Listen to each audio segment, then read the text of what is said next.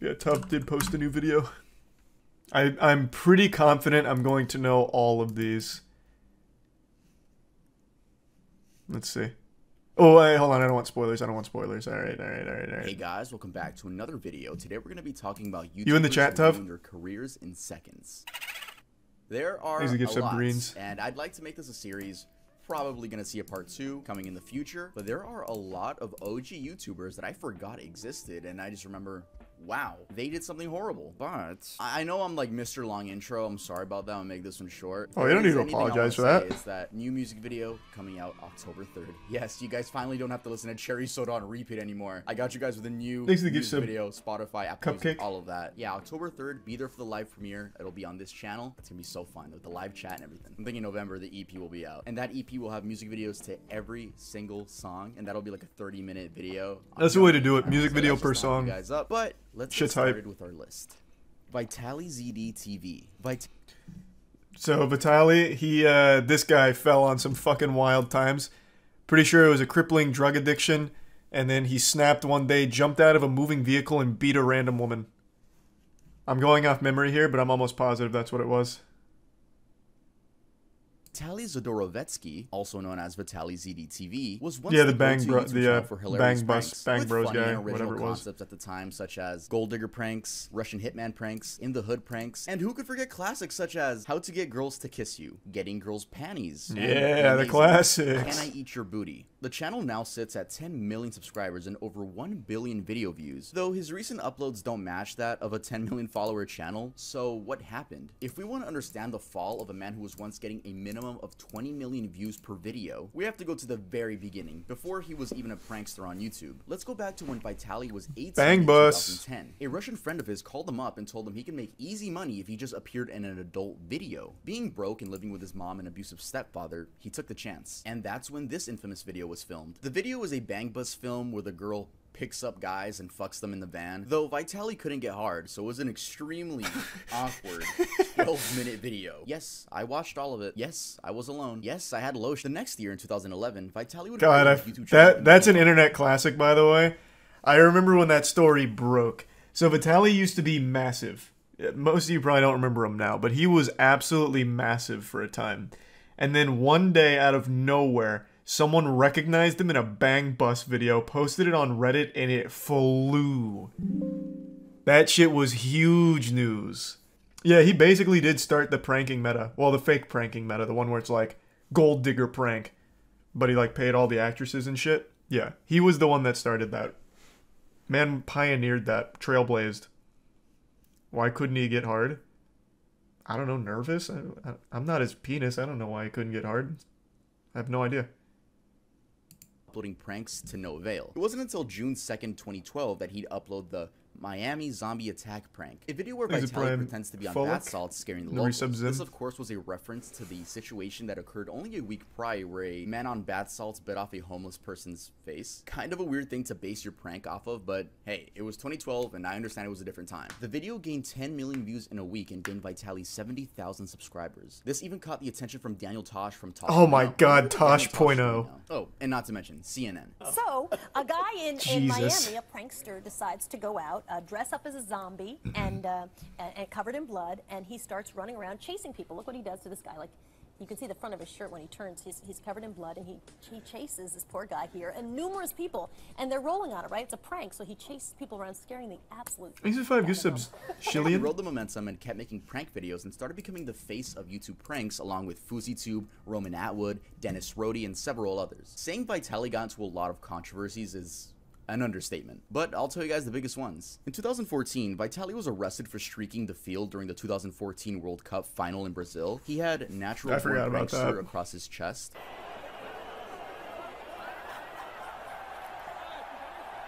Yeah, Remy Galliard was really kind of the OG. Remy On May Gallard, 25th, I remember. 2016, he was Gallard or arrested for Gallard. trespassing after climbing the Hollywood sign. Back to our breaking news. A man believed to be a YouTube prankster has climbed the Hollywood sign. Tim Lynn monitoring the situation overhead in Sky 5. Tim. He had a flag, like you said earlier on. It says, "I'm back." I don't know where he was before, but apparently he is back. The next month, on June 10th, he was again arrested for streaking during Game 4 of the NBA Finals between the Cleveland Cavaliers and the Golden State Warriors. This time with Trump sucks on his chest and LeBron for president on his back. I don't remember any of these. I only remember his stupid, like, gold digger pranks and shit like that.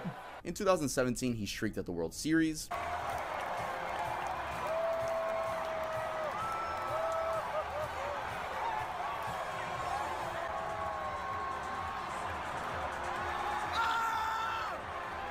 He also got banned from attending any sort of sporting event, so he eventually got his girlfriend and his mom to streak for him. I guess they really love him. In January of 2020, Vitaly was arrested and spent 5 days in an Egyptian jail after climbing the pyramids of Giza. Oh yeah, let's raise money.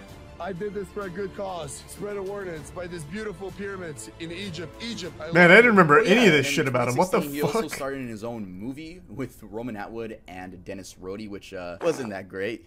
It was clear to see Vitaly was becoming addicted to the views. As time went on, Thanks to YouTube Reese of became Electric and stricter and Sly. began punishing creators for making edgy content. This was horrible for Vitaly, as it meant he either was out of a job or had to become family friendly. He ended up becoming family friendly and now does toy reviews. Imagine? No, fuck no. He instead made an uncensored subscription service to see his videos uncensored. But by the looks of it, that didn't go anywhere. Vitaly began losing relevancy as YouTube suppressed his content. And in 2020, his name was back in the news, but for something no one expected. In April of 2020, he was arrested. I won't say no one expected.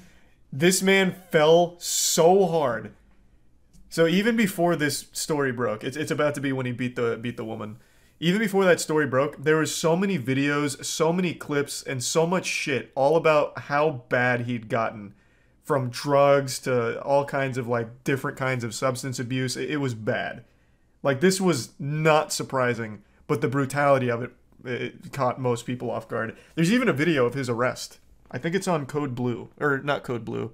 I think it's on Police Activity. Later charged for aggravated battery by the Miami Beach police. Vitaly tackled a female jogger and struck her multiple times on the head and chest. Your boy can stay back there. Oh, here it is. Yeah, here's a clip from it. No, put your hand on the car. Just lean on the car, buddy. Lean on the car right there. I'm sorry, guys. And he seemingly did this for no reason, but it was later revealed that he was on shrooms. No, but mushrooms are good. I never had a bad trip until that one time where I flew. So I was COVID mushrooms. I was bored. Last thing I remember is, please help. And I tried to hug her and she pushed me or whatever.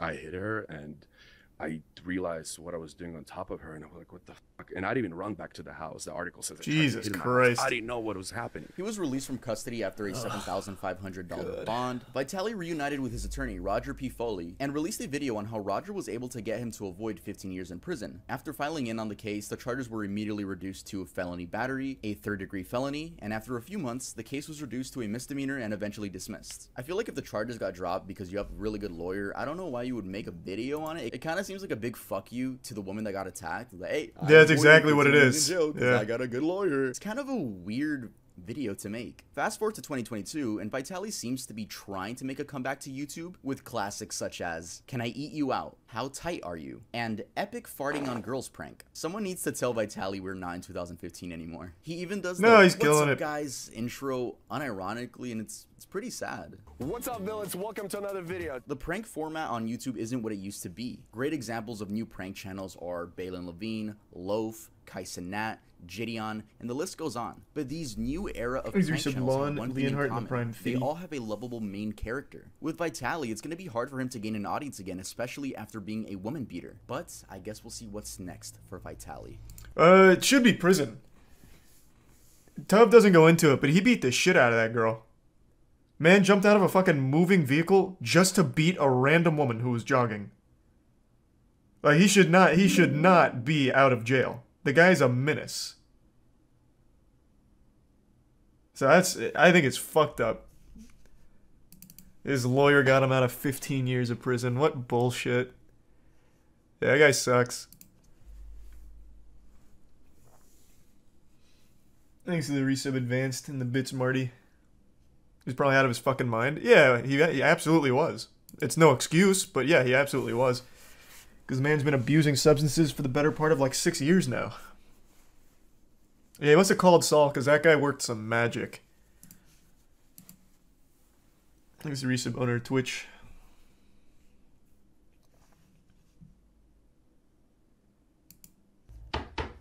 Yo, hold on, guys. Someone's knocking at my door. Thanks to Tier 1 Doctor. A tough skit? You're under arrest. What do you mean I'm under arrest? Because you don't have the new Earl drop. A merch skit. Oh, I thought it was like going to be VPN or something. Earl, the brand you own, the new collection that just dropped. Thanks to Prime Drew. Back to school collection, and if people use code some back to school, they get 20% off anything at the store. Hey, 20% off. Resub Quazon. Give me that. There you go. Wow, this is really good quality. I'm gonna put it on off camera. Yes, off camera. Yeah, I don't get to see my nipples yet. Oh my god, it's embroidered. Look at that. Y'all thanks to still the go to college? resub Nah, Chunky we go to and University. Girus. Isn't that right, cop, that randomly and came Fire to my Strike. room? Hey, that's very true. My And kids Prime actually go to Earl University. Anyway, you're extremely cute. Hey, what can I say? You are too. Get the fuck out of my room. Okay. Guys, make sure to use code back to school to get this How adorable. amazing Earl hoodie, which I will be wearing for the remainder of the video. EarlDoesn'tExist.com. Let's move on to the next one. Rice gum. The story of Brian Lee is a really upsetting one. Jesus. I was a big fan of his in 2016. Back in 2016... How? What was there to be a fan of? In 2016, he was still doing the same dumb shit of, like, diss tracks. And saying, these kids need to be stopped. It was like, damn, this kid is so cringe. This kid is just lame. What the fuck was there to be a fan of? The guy hadn't done anything, like, ever. I will legitimately never understand how Rice Gum rose to popularity on the platform. Always blew my fucking mind. It was definitely a different era. We had YouTubers such as Leafy, Pyrocynical, Grade A Under A, Drama Alert, H3H3, iDubbbz, Filthy Frank, and yes, some of those YouTubers still upload to this day, such as Pyrocynical. Shout out Pyrocynical. If you know me, that's crazy because I look up to you. But we're talking about Rice Gum in specific. I made a video dissecting Rice Gum's fall off last year, so if you want a more in-depth version of that, you can watch that after this one. Anyway, Rice Gum initially blew up off his These Kids Must Be Stopped series, a series where he makes fun of cringeworthy kids on the Musical.ly app. Man, I don't know if you guys heard it. This fucker just said, I'll be drunk texting you. I did some research. This fool is 13. The public absolutely loved these videos, and he quickly skyrocketed to 100,000 subscribers. And only 4 months later, he reached the 1 million subscriber mark. He continued roasting other influencers, and the main thing people looked forward to in his videos were the diss tracks. Your fans are little kids under the age of 12. Tell me why your ears make you look like an elf. You think I'm trying to roast you, but I'm just trying to help. Psych, I'm just here to give you this L. God, yikes. Now, these diss tracks weren't good, even worse but than they I were remember. extremely entertaining at the time. As time Tier went 1 on, Dream, he only grew and was Prime becoming Massey. a mainstream YouTuber. It was great seeing this 19-year-old achieve his dreams. But on January 14th, 2017, he uploaded a video which many fans to this day claim was the beginning of his demise. Finally Moving Out of My Mom's House is a video where Rice Gum kinda just tells the audience he's moving. He did move, but 3 months later, he moved again into the Los Angeles Clout House, an influencer house founded by the Clout House, I forgot about that. Violet, Summer Rae, Wolfie Raps, FaZe K, and some other forgettable people. And I don't mean that in a mean way, like some people in there were genuinely forgettable. Now, this is where Rice Gum's downfall truly began. Not statistically, though. I mean, he peaked in popularity at this house. Bigger videos, better production, more money, more fame, but that all came with a big ego. You see, if there's anything I've learned from doing research of YouTubers' rise and fall, or just celebrities' rise and falls, it's to never get a big ego. That will just make sure your career dies. But I'm going off track now. Then one day, iDubbbz uploaded a content cop on Rice Gum, a video where Ian completely rips Rice Gum apart for being an arrogant, money-fueled YouTuber. He is extremely insecure, and he makes it very obvious when he uploads videos like this, where he details how much money he earns in a month on YouTube. There's like this video that has been going crazy viral, and basically in the video he shows how much money Thanks to the resub YouTubers buck. paid him. Everyone just giving him so God, much this is props, such a everyone loves him. nostalgic This dude trip. is getting so much street credit. I'm like, I can't believe it's been fucking 6 Last years. month I made a roughly $60,000. I mean, it's okay. It is actually my lowest paid month. Once again, I only got 20 million views. I'm not sure what odds he's trying to improve. The odds that a female will finally see him as a suitable sex candidate because he has money, or the odds that his child fan base will revere him more as a god. After this, Brian's videos began receiving a ton of dislikes. Now this, to other people, is RiceGum's downfall. I'll explain later why it wasn't. After this, his content began getting more, lewd. But hey, they got views, right? Then he got into this... Then he tried to make a family channel when he started falling off. The family channel didn't work. His girlfriends wouldn't stay with him, and he just stopped making videos altogether. That's where the curtain closes on the RiceGum story. He tried streaming GTA RP, but after getting insulted by the chat constantly, he eventually called it quits there too. I already know his whole fucking story, man. This guy is just such a fucking L. He was for a long time my least favorite person on the platform. So I kept up with him, man. I was like a full-blown hate watcher.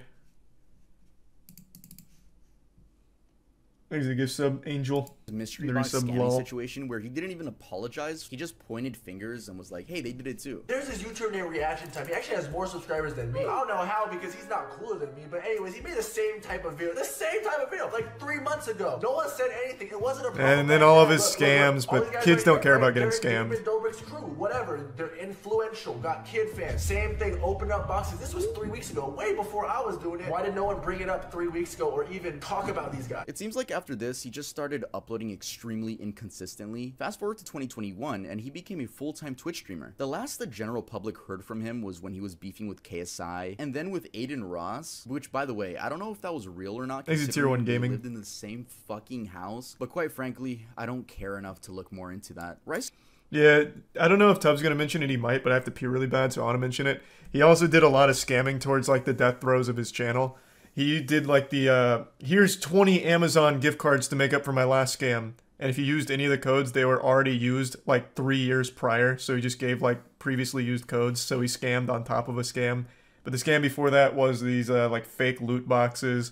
Before that was another, like, fake raffle. So right towards the end of his career, he just started, like, scamming as much as he could on his way out. Thanks for the 10, damn, thank you for the 10 gift sub size. Oh, Save the Kids, I forgot. Yeah, and Save the Kids. But he was like the most forgettable person in that because by that point he was already completely just out of the public eye. You're right, he was with Save the Kids. I forgot about that. Twitch tweeted about Kai. I saw.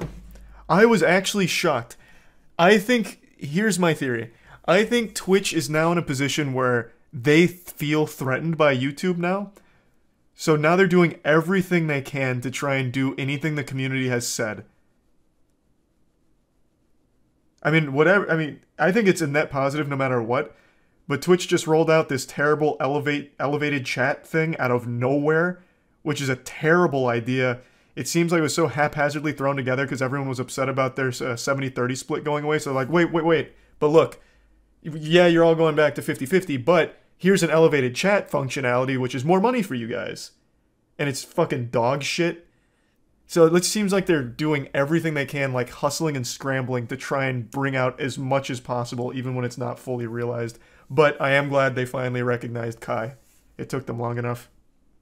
RiceGum's main channel hasn't seen an upload since 2020, and same with his Family Gum channel. He doesn't really tweet or post on Instagram. The times when he's most seen is on his girlfriend's TikTok. But personally, I truly believe that January 14th, 2017 was the beginning of RiceGum's downfall. Again, not numbers-wise, but tier 1 fear and the 5 gift subs Maki. Moving to LA Thank you, doesn't Maki. mean you're gonna turn into this clout Appreciate it, Maki. demon. But if you let the lifestyle consume Hope you're having a good you, night. will turn into someone no one wants to support. I really would be interested in seeing Brian return to YouTube with a more humble and charismatic attitude. And I'll give him credit. He made his bag. Impossible. He even started the entire diss track trend on YouTube. But his image will always be remembered as the arrogant hypebeast who let fame get to his head. He's also not right there, by the way. Back when I used to like actively shit on RiceGum, one of his friends actually reached out to me, like an old high school friend, and was just telling me stories about this guy. I can't corroborate any of them, but they were friends. Like, he linked his Facebook. They were friends in high school. He was telling me that Brian was legitimately always a douchebag, but kind of a loner in high school, but still an asshole. So I don't think it was fame that got to him. This guy was legitimately just born a douchebag. He's the resub Jedi 60 and certified in the tier 1 Aragorn. Carson King, aka Call Me Carson, is a YouTuber who peaked at 2.9 million subscribers, and ever since the incident, his subscriber count has been trickling down. He began his YouTube journey by uploading Minecraft videos to his first 2 channels, which were called GamerCraft157 and Icebox Carson, before eventually moving to the Call Me Carson channel. His channel started taking off in 2017, with videos focusing on Discord trolling, reviewing internet media, and playing video games with his friends. The momentum continued, and the official name of his friend group became Lunch Club. It consisted of Call Me Carson, It's Joko, Jay Schlatt, Slimesicle. Holy shit. I don't think I've ever seen Schlatt without the facial hair. What? Is this Schlatt? It has to be, right? What? I didn't even know it was possible. I thought this man was literally born with facial hair. God damn. I almost feel like I'm seeing something I'm not supposed to. Taking a peek behind the curtain. God. Oof. I wasn't ready for that.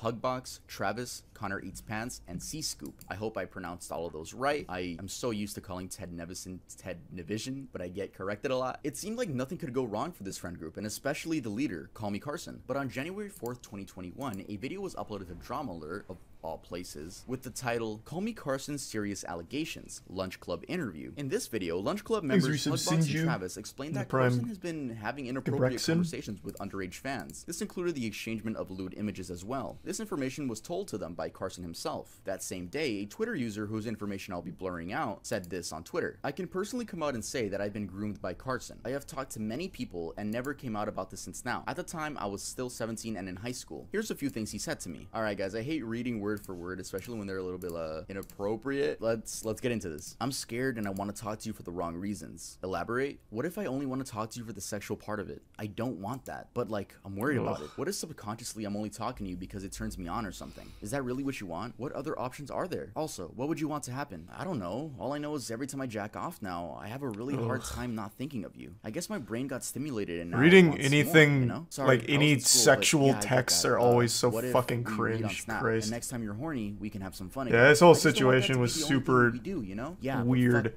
Like the whole 1917 stuff. Like this is all my fault. Damn. But then, like, the people closest to Carson said it's more than that, so this whole thing was such a weird mess. I'm not gonna lie, I'm scared of getting your hopes up or something. I'm willing to try, but it's such a bad idea. But so is sexting you. Fuck. Carson later revealed in his Discord that the texts were real. Long story short, when I was 19, I sexted a couple of viewers that were 17. Extremely regrettable and incredibly embarrassing. Felt guilty since. Apologized to them both and resolved it privately last year. Then Keem got a hold of it like 2 days ago. At the time, the girl was 17 and Carson was 19 years old. Though a 2-year age gap isn't anything to glance about, I guess people did because, one, this is a famous YouTuber and it's easy to like nitpick anything a famous person does. 2, even though the age of consent in the majority of the United States is 16, talking to people that are under 18 on the internet is like a well-known no-no thing to do, especially if you're famous. And 3, people argued that there was a power dynamic, which honestly is something I do agree with. I mean, think about it. If you're a big YouTuber, your fans already see you as a god. So asking them for pictures might just make them feel like they're forced to because they don't want to let down their favorite YouTuber, right? Anyway, Carson lost followers, friends, and basically everything. He stopped uploading, stopped streaming. No, the hurricane missed Tampa for the most part. Whenever he did tweet, he would like quickly delete it. It was like this for 7 months until a video titled Moving Forward was uploaded by him. This specifically was August 25th, 2021. In this video, he doesn't discuss the situation at all. He says he doesn't want to make more drama and instead promotes the fact that he's going to be donating 100% of his earnings to charity. Hey guys, it's been a while. This isn't going to be your average YouTuber apology video, and I'm not going to make it long and drawn out. I've learned a lot this past year. I'm not seeking forgiveness, nor am I looking to make excuses. I'm sure some of you are expecting some long drawn out video explaining my truth of the situation, but I have no intentions of doing that. I'd much rather just tell you what I can do in the future. For the next year, I plan to donate 100% of my profits to charity. And since that day, he's uploaded 7 more videos onto his channel, and his views clearly don't match to those before the situation. So yeah, Carson is back, but with not nearly the same amount of love he once used to have. In fact, he gets hate. I forgot that he was doing that for the charity stuff. I mean, there are definitely trolls that just don't like him, but I think this is a perfect time to move on. Does Alright, he? guys, I want to give a quick update to the whole Call Me Carson Oh, well, actually, you might answer the question I'm about to ask. situation. As you guys know, there's been a bunch of Twitch drama recently, and Hugbox actually wanted to add on to that. I won't say it like that, but I'll just say he did add on to the drama, though I didn't see anyone talk about Frog, this. Seabird, Just Nihao, happened to stumble and across Matt. it while doing my research. So here's Hugbox's Twitter, and Hugbox actually made a twit longer with the title Game Over. This got almost 5,000 likes. Like, I would say it got some attraction. I have no idea how I did not hear about this at all. But the twit longer is it's a lengthy read. It's a very lengthy read. But I'll just give you guys the important sentences. I'm gonna try to explain the relevant events of the last couple years in the most concise way possible. This was always written off as drama when I try to talk about it, but I only spoke of it because it really bothered me and I cared. It's not easy to be threatened with legal action when you're just trying to tell people what's going down. That's why my tweets were always so cryptic. I'm not a clout chaser. I haven't even made money over the last several years, only alienated my audience since I started talking about this stuff, and at this point want absolutely nothing to do with the internet. We'll start with the Carson thing. I read this, and this guy tries to make this whole thing about himself. I vaguely heard about this. I will say off rip, him saying I'm not a clout chaser, but calling this game over is kind of contradictory. That just immediately rubs me the wrong way.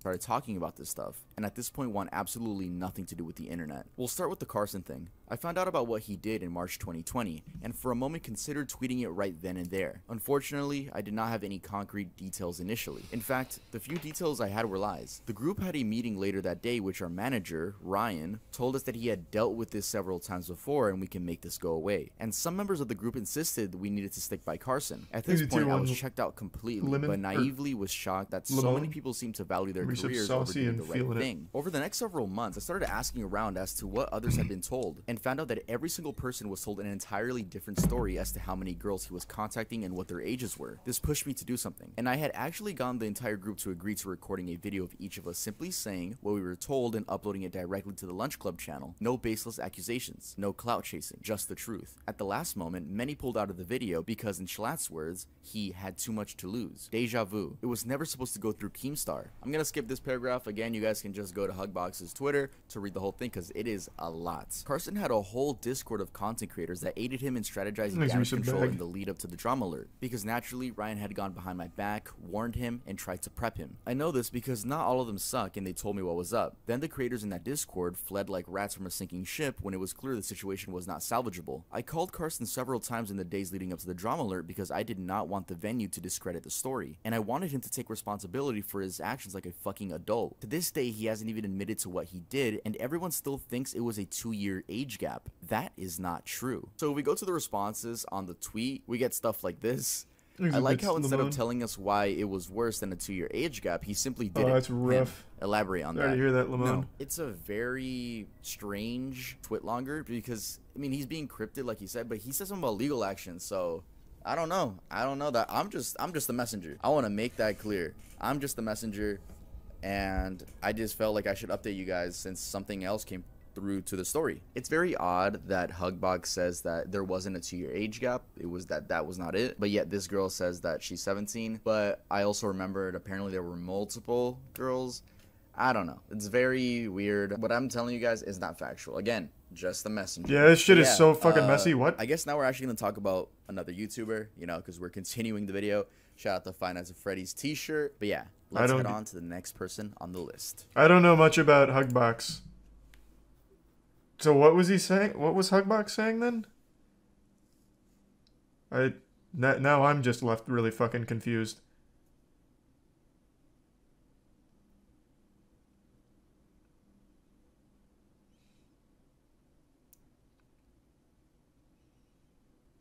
Thanks to the bits, Vintage. Yeah, I haven't seen too much from it though, Vintage. Not since we first looked at it, but I am keeping my eye on it. So wasn't a whole lot of new stuff in the twit longer. Okay. All right. Okay.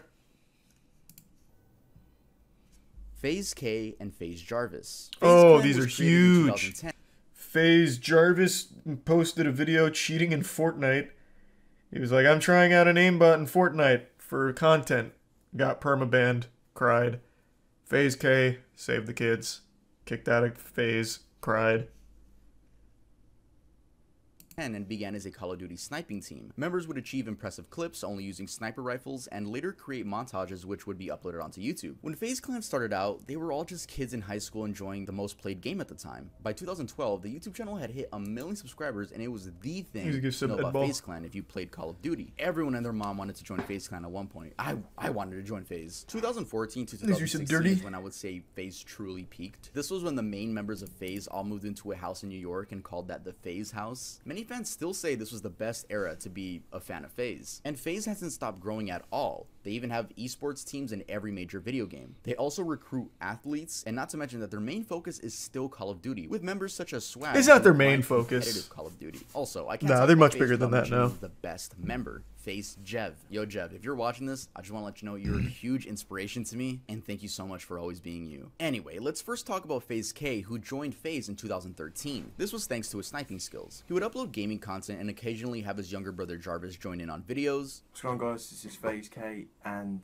I'm doing a Q&A today. I asked some of you guys on Twitter to ask questions to ask my brother, who is here next to me. Though K never got nearly as many views as his American peers, I'll give him credit for going outside the box and attempting to capture the more IRL side of gamers. And when he would get views, it was for very out-of-place content like water bottle flip videos. You'd never expect that to be uploaded by Damn, he did a lot of that. I mean, they brought in views, so he was doing something right. Around this time is when his younger brother Jarvis began uploading content of his own, but things would change in 2018 around Fortnite's peak. K would begin to make videos revolving around his little brother and Fortnite. The views were immense, and at this point, K was living in a new LA FaZe house, or the Clout house. Either way, it was a fucking influencer house. Eventually, thanks to his skills and very, very saturated thumbnails, Jarvis joined the one and only FaZe Clan in 2019. The momentum only continued. And then Jarvis got banned from playing Fortnite due to using hacks in the game, aimbot to be specific. He wasn't playing competitively, he just downloaded some mods and wanted to make a cool video out of it. I'm truly like so sorry. Epic, I know I have to take accountability for my actions, and you know I'm gonna do my best to accept any punishment or like comes my way, whatever happens. Epic Games decided to make an example out of him and banned him from He's still banned, right? No, this doesn't mean that when he goes to his friend's house and picks up the controller, the FBI just breaks down the fucking door and arrests him. Spicy. It just meant that if you made any new accounts publicly, they would all just automatically get banned. This also meant Jarvis had to switch content. He basically became It's just such a stupid idea. Like, I don't remember how old he was when he did it. I think he was probably like 18 or something. But what a dumb fucking idea. I'm going to knowingly cheat in this game for a video. Like, I don't know what you would possibly expect to happen from that. It's so... Like, I feel like almost bad. Because to be so stupid to think it's a good idea, like it's... I don't know. Still, very, very dumb. Challenges and TikTok life hacks. By the way, these thumbnails are still, very bright. In 2020, he quote-unquote fooled the internet that he was playing Fortnite again. He went live and had someone else play for him. Then his username got leaked and Epic Games banned him on the spot. But when did FaZe K and FaZe Jarvis's careers go to shit? Kids. The Save the Kids crypto scam. Yeah. YouTuber was hopping onto the crypto coin. Save the Kids. Train. Well, this was one of them. This was a coin that claimed it would be used for charity and used the likes of K, Jarvis, Tico, Ricegum, and Nikon in order to get more clout. This was an entire mess, and I'm gonna dumb it down for you guys, but if you guys want full explanation, make sure to go watch CoffeeZilla's video. It's an amazing, detailed video. That is a great video on it. Fans would buy this coin thinking that the value was only gonna go up. You know, they probably thought it was gonna be the next Bitcoin, but instead, the owners of the coin just left with all the money. I believe this is called a pump and dump scam. All the people in that video were part of it except Tico. Tico was genuinely innocent, which is why he's back in FaZe now. But everyone else in that video, yeah, they got a lot of money from the fans that were trying to support this charity. Due to this, K was kicked from FaZe, and Jarvis, Nikon, and Tico were suspended until further notice. He's some tacos. Well, he's Ricegum. He wasn't a part of like any team or anything. He's just himself. So this is where K's career started going downhill. I mean, why wouldn't it? Who wants to support a scammer? Then K came out saying that the mastermind behind all of this was Sam Pepper. Yeah, the dude with Black Ops 3 dark matter for hair. This response wasn't really taken that well, and his views dipped right Probably really was Sam Pepper, but you're also a fucking idiot for doing anything with Sam Pepper. It's your fault. How Sam Pepper still somehow infiltrates anything blows my fucking mind. He's like the most well-known scammer of all time. Thanks again, Maki. Thanks for 5 gift subs. And the tier 1 Climate, and the resub Chaser, and SSB. I thought I got the wrong channel. I thought I put Jarvis's channel instead of Kay's. But notice how much Kay uses his brother in his thumbnails. Like, do you not think you have a photogenic face? I literally thought this was Jarvis's channel. I was like, okay, I gotta re-screenshot it. No, this is Kay's channel. I did not make a mistake. Again, please stop the oversaturated thumbnails. Jarvis had a boxing match which he won, and he was back in FaZe. Then this video was uploaded. Why I left FaZe Clan, where he explains that he left FaZe Clan because his big brother was kicked. Weird for me because I don't want to be a part of FaZe if like you're not in FaZe as well. Oh, that's so wholesome. Me and you, we started YouTube since the very beginning. Trust. All of this happened because of you and you pushing me to like make videos, start vlogging, give some start beaches and the resub to really Luth. all happened Give because some Claire. you pushed me to do it. Aww, tier 1 so Swoosh sweet. and tier 1 Except Carla. not really, because this is when Jarvis would begin uploading less frequently and get less views. And no, YouTube Shorts don't count because those views are from randoms, not your fans. I forgot to mention that they have another channel called Jarvis and K, where nice. they do upload more frequently, but the views aren't there either. And for some reason, while watching their videos, I feel like they're always finding a way to diss FaZe. 7 months ago, I left FaZe Clan, and after watching these TikToks, I think I made the right decision. It's like I get the vibe of like biting the hand that fed you. I mean, even the These are some fans Fisto. dislike the videos, and it's very weird. I don't know. It seems like they have a big ego after leaving FaZe. I truly believe Jarvis could have saved his career by just staying in FaZe. It doesn't matter if you were banned from Fortnite. There's new Call of Duties every year to make content on. I get that family comes first, and that's super respectable that he did that. But what is K doing? I know he showed his channel, but is that really all he's doing? Yep. That's really all he's doing. He legitimately does just use his brother in every single thumbnail. I would have no idea this is K's channel. Legitimately. There is nothing here that tells me this is FaZe K's channel. That's crazy. But man, this content does look fire. Awesome. I asked her to be my girlfriend on camera. Whoa. I exposed Jarvis playing Fortnite? Oh, no. And what is Jarvis doing? Maybe Jarvis only has K in the thumbnail. That'd be huge. No, I guess not. He also hasn't fallen off nearly as hard. Yeah, it's mainly just K. So Jarvis has 2 channels? Well, yeah. Jarvis and K have 2 channels. They have their own, and then they have the FaZe and Jarvis channel. Or the K and Jarvis channel. Joining FaZe doesn't mean fuck you, bro, to your brother. It just Makes means the you're looking bits out for fist. yourself. It's quite literally your livelihood. That's a Nowadays, good question, they both Fist. I upload don't know. shorts and Mr. Beast inspired videos, but it doesn't seem their audience is there anymore. Jarvis had a video get over 1 million views recently, but it's because FaZe members are in it. Pretty ironic. I mean, you could have stayed. You could have fucking stayed in the group. But yeah, let's head on to the next one. Kiwis. Kiwis first started getting popular in I forgot about this one. 2015, when he was part of the Call of Duty team Red Reserve. This team was seen as a stepping stone to FaZe Clan. During this time, the Red House became a thing, and this included Formula, Random, Mix, Kiwis, Game Gandhi. Since crazy, we're talking no one about Red, remembers I gotta this. mention Red's best member, Game Gandhi. He was always the best person out of their crew and had the best content, and it just sucks that he got grouped with these. I won't spoil it. I'll Anyway, let Tub this house had explain. a life of its own. Like, the chemistry It's pretty was there, bad, though. and the Gandhi vlogs were sweet and to the point. They weren't seen as rip-off FaZe anymore. They were just becoming Red. Until one day in 2016, Keemstar uploaded a video where Kiwi's attempts to justify why he sent a 12-year-old girl images while he was 17. And that had started a 1.5 years before the interview, so now the girl was 14 and he was 19. Either way, it's fucking disgusting. And then he proceeds to shoot himself in the foot. Because okay, so it was just weird. You sent pictures when you were 17 and she was 12. Now, I believe she said that She said she was 14. I believe, and the kick logs will prove it. Like, if you guys get it, like, okay, it's there, but she said she was 14 or whatever. But it she was a month ago. Yeah, and a month ago on Snapchat, yes. Okay, so a month ago you sent her a picture. Yes. But the problem with that is you're 19 and she's 14 at the time. But the thing, like, I was in a really like depressed state. Like, she was talking to me. Like, she kept on saying how she was saying how she was so attached to me. And I was saying, and she said how she wanted to meet up, and I said that's really weird. I don't want to meet up. Like, that's something you can't bank on. Like, that's just really weird. I don't want to do that. and she's claimed that she wants to meet up with other people. There's another person in red that she talks to that she wanted to meet up with. Specifically, and we can talk more about that in private. But oddly enough, this wasn't the end of his career. He continued uploading and even uploaded a response video where he flat out victim blames the girl. I shouldn't have trusted this girl. I shouldn't have. I don't know why I did what I did.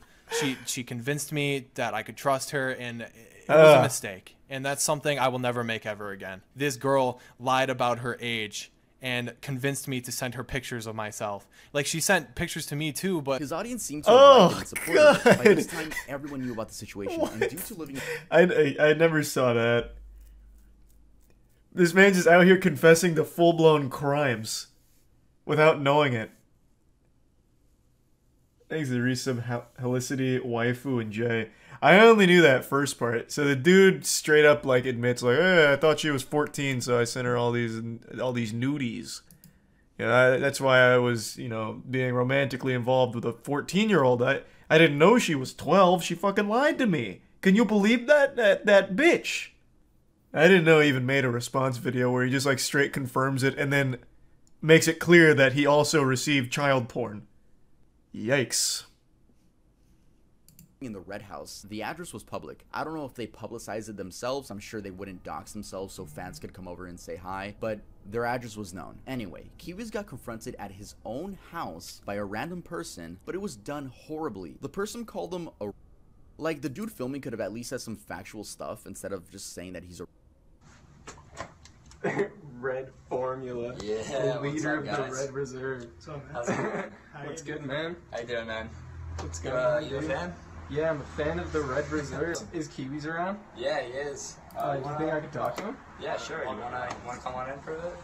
Yeah, sure. What? Red Kiwis. Oh, hey, DJ Tittynack. Yeah, what's up? Life, the man with the big shorts. Yeah, what's up, dude? I wanted to ask you a question. Okay. Why did you that girl? Oh, you think you're funny? Yes. That is not funny at all, dude. Alright, you gotta leave, dude. Leave, bud? You gotta get out of the house. Why did you do it? You gotta get out of the house. Why would they invite this guy in? Yeah, I know the whole story. Get out of the fucking Why house. did you do it? Why did you do it? You sent your dick online Get to out. a girl Hey, that was 14 years old. That was 14 years old. Do you realize realize? Do you not understand that she completely lied about her age? Get out of the house. It's proven. Get out of the fucking house. That's why I'm here. The reason why Kiwi's story is so odd is because he never stopped uploading. Why the fuck? How dumb is that whole house? What? Is everyone in that house just an actual fucking idiot? It's so fake. I don't know, man.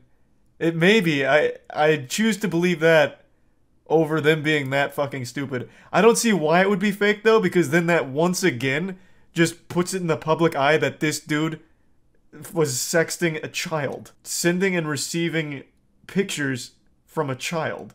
So why would they try and make a fake video about it? Like, that seems like a terrible idea. Crazy. He even peaked in 2018, 2 years after that situation. This was, of course, with the help of overly saturated Fortnite thumbnails. Yay! Fast forward to 2021, and skipping over his new team, which failed, Drumler uploaded a documentary about him, and he got dislikes for a little bit, but kept uploading. His views nowadays are nowhere near his peak, and it's just sad, really. Seeing when YouTubers ruin their careers, but don't have anywhere else to go because they make their money on the internet. I mean, they could go work at their local Food for Less, but I think at that point of being a YouTuber, your ego's really high, so you just don't want to do that. And there's a chance you could get recognized, which is always going to be awkward. We're literally watching these people die inside. But yeah. Alright guys, thanks so much for watching the video. I just want to say I don't condone the harassment of any of these people. I don't want my subscribers to be those subscribers that go to these pages and leave hate comments. Don't do that. Let's just watch from the sidelines, chill out. But looking at all these names, the only person I would say really didn't do anything wrong, just made like I guess a bad decision, was Jarvis. I don't think he did anything to get canceled for. Yeah, his was very stupid. He cheated in a game, and the game happened to be his cash cow. I agree. Out of everyone on this list, Jarvis was like the most like trivial, the most innocent. He cheated in Fortnite because he's a fucking idiot, and he got banned for it, which cost him like his career as a Fortnite creator. But he's still doing fine. Oh, actually, no, he was in Save the Kids. Actually, I forgot. I actually totally forgot he was in Save the Kids. Never mind. Actually, it's crazy. Every time I hear Save the Kids, I only think of FaZe K. Yeah, never mind. I totally forgot that he was also part of Save the Kids. Fortnite, and he chose his brother over FaZe Clan, which I think was the wrong decision. Yeah, just wanted to make that clear. Leave a like, make sure to subscribe to the channel, and make sure to go to earldoesn'texist.com to get yourself some new Earl clothing and use code BACKTOSCHOOL I don't even know how much percent off. It's on screen. Yeah, music video coming out soon. The name of that song is Overdose, and that'll be part of my 9 to 10 track EP. There will be a whole movie on this channel, so I can't wait for you guys to see that. I'm so excited. Sorry for missing an upload. I was recording the music video for that. So follow me on TikTok, follow me on Twitter, follow me on Instagram. All the apps were right there. Specifically TikTok. Like, I hate when I pop up on people's For You page and they're like, "Oh my god, you have it?" Yes, I have all social medias, bro. He's using Lud and Schlatt's music. I'm gonna go have sex with your mom, and I'll see you guys next time I upload. You're right, actually. That wasn't that. Yeah, this is 8 hours old, so I actually think that was Lud and Schlatt's Music Emporium. So is Kiwi still uploading? Holy fuck. I got you. Yeah, that's further evidence. Unless you're like literally thrown in jail. If you just ignore it and keep posting, you'll be alright. Goddamn. He doesn't get nearly the views he used to, but I mean that's still enough to make a living off of. What about Mini Lad? Yeah, his is the same deal. We already talked about that one. He doesn't get the views he used to, but still enough to make a living. Oh, what did Mini Lad do? Oh, that's another huge story. I don't even know where to begin. Christ. That one I'd say just look that one up on your own time and set aside a couple hours to get the whole gist of it. The new tub video. Yeah, someone told me it's about the most evil musicians, and he left out Ian Watkins. Which is interesting. I'm imagining he did that because it's been covered a lot now. Would be my guess. So he's probably looking for other ones that most people don't know. Hey guys, welcome back to another video. Today I'll check them out. I'll see what musicians made the cut. There is in fact no Danny DeVito in the back. Not forever. Just for this video and maybe the next one. But yeah, we got a Christmas tree. Woo, festive. Also, my album Ear Candy comes out next month. We're getting closer. We're getting closer. Finally gonna give you guys a package. You guys don't have to listen to Cherry Soda on repeat anymore. But yeah, like I've said before, there will be an Ear Candy album movie here on this channel. It'll premiere live. And the album cover is officially released. Drum roll, please. Thanks, Princess.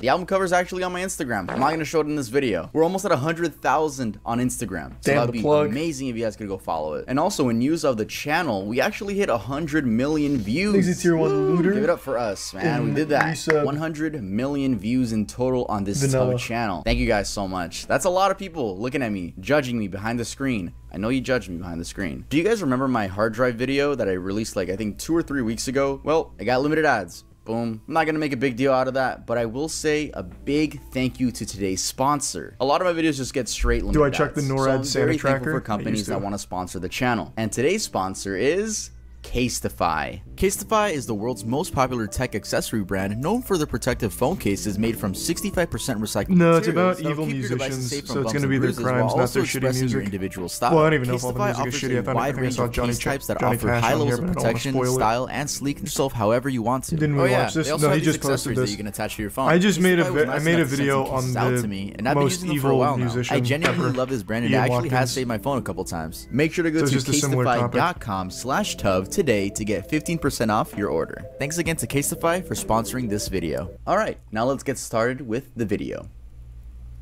Sid Vicious. John Simon Ritchie, better known by his stage name Sid Vicious, was an English musician, best known as the bassist for punk rock band Sex Pistols. Despite dying in 1979 at age 21, he remains an icon to some of the punk subculture. To say John had a troubled childhood would be an understatement. He was raised by a single mother who sold marijuana to get by. She later remarried and John now had a stepdad, but sadly, that man passed away 6 months later due to kidney failure. By the time John was 15, his mother's life was consumed by a heroin and opiate addiction, causing him to feel lonelier than ever. While attending Kingsway College of Further Education, which was a school for students with difficulties, John admitted to a counselor that he had thoughts of and that he would torture and kill cats in his free time. That same year, Richie met fellow Kingsway student John Ladon, who introduced him to his friends John Gray and John Wardle. All four, who became known locally as the Four Johns, quit school and began squatting in various dismal locations. Three of the Four Johns would then take nicknames. Liddon gave Richie the nickname Sid Vicious after Richie was bitten by Liddon's hamster, Sid. 2 years later in 1975, Glenn Matlock and Paul Cook joined the band, now rebranded to Sex Pistols. Though Richie still wasn't a part of the band, it wasn't until 1977 that tensions started rising between member Matlock and their manager Malcolm McLaren, which led to Matlock being kicked from their band for, quote, liking the Beatles. The work environment was pretty toxic, with Matlock revealing that their manager purposely made them pick fights with each other because he thought generating chaos between the band was a creative mechanism. Sid and his then girlfriend, Nancy Spungen, hosted a party in their hotel room, during which Vicious took approximately 30 Tuinal tablets, and while many people came and went, he was comatose for the rest of the night. At about 11 a.m. the next morning, hotel staff found Spungen dead on the bathroom floor, with a knife wound in her abdomen. Vicious was found wandering the hallway. He first claimed to have killed her, then said he remembered nothing. Two people who had been at the party stated that Nancy was alive at 5 a.m. The murder weapon was identified as a Jaguar K11 hunting knife, which Nancy had purchased for Sid a few days earlier. Vicious was arrested and charged with second-degree murder. He told police that he and Nancy had argued that night, but gave conflicting versions of what happened next, saying, "I stabbed her, but I never meant to kill her," then saying that he didn't remember anything. Then after that, saying that Spungen had fallen onto the knife. Later, yeah, this kind of shit happened. Like,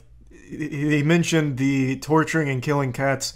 That's where it always starts for a murderer, or I guess like a full-blown like psychopath fucking maniac. That is like the #1 sign that someone will end up doing that to a real person. Torturing, killing animals. That is just the most common thread.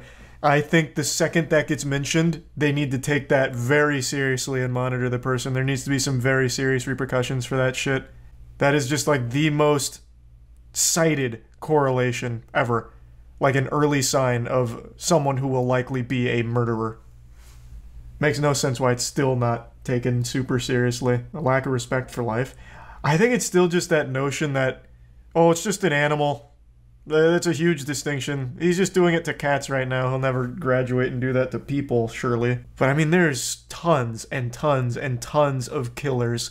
All, and very many of them, have no problem being open that it started when they were kids with torturing and killing animals. I just don't know like how much more evidence they need of that being a telltale sign. The situation was a bit hard to get out of because Richie admitted to stabbing her. His manager, his mother, and his label were able to get a top-tier lawyer which arranged for Richie to be released on a $50,000 bail, with conditions that he wouldn't leave New York and that he'd sign in daily at the 3rd Homicide Unit offices. All legal costs were covered by Virgin Records. Just 2 months later, Richie found himself in another case when he was flirting with Todd Smith's girlfriend. No, not that Todd Smith, but he was flirting with a man's girlfriend, and when Smith told him to back off, well, Richie broke a beer bottle and jammed it into his face, leading to Smith getting 5 stitches and Richie being arrested and charged with assault. In January 1979, Richie would be released on a $10,000 bail. In the morning of February 1st, 1979, after completing his detoxification program, Richie was released from Rikers Island Jail. When he arrived in Manhattan, he met his friend Peter Gravel. Vicious asked Gravel to find him some heroin, and Gravel brought $200 worth of the drug to the apartment. Gravel said that they sat around doing drugs and he left at 3 a.m. when the hard drug use began. He noted that Vicious was already nodding off, but he also said that Robinson, which was another friend of theirs, gave Vicious 4 Quaaludes to help him sleep. Vicious died that night of a drug overdose. Deborah Spungen, who is Nancy's mother, claimed that Vicious wrote a letter to her when he was hospitalized saying, "We always knew that we would go to the same place when we died. We so much wanted to die together in each other's arms. I cry every time I think about that. I promised my baby I would kill myself if anything ever happened to her, and she promised me the same. This is my final commitment to my love." No one's ever gonna know if Richie actually overdosed on purpose to meet Nancy again, or if he genuinely accidentally overdosed. Chuck Berry. Charles Edward Anderson Berry was an American singer, songwriter, and guitarist who pioneered rock and roll. Nicknamed the father of rock and roll, he refined and developed rhythm and blues into major elements that made rock and roll distinctive with songs such as Maybelline, Roll Over Beethoven, Rock and Roll Music, and Johnny B. Good, which was featured on the classic Back to the Future. Writing lyrics that I'll be honest, the main thing I know Chuck Berry for is that performance with John Lennon where Yoko starts banging a drum and making outrageous noises into a mic and he looks extremely shocked and uncomfortable. That's like the most I know about Chuck Berry and Yoko Ono. Well, Yoko Ono doesn't even know what the internet is. Yoko Ono still does that shtick. She's lived her whole life around this idea that people like to hear her make goofy noises. I will never forget that, I think it was 2016, 2015. She went to like an art museum and had her own exhibit where she just grabs a mic and goes,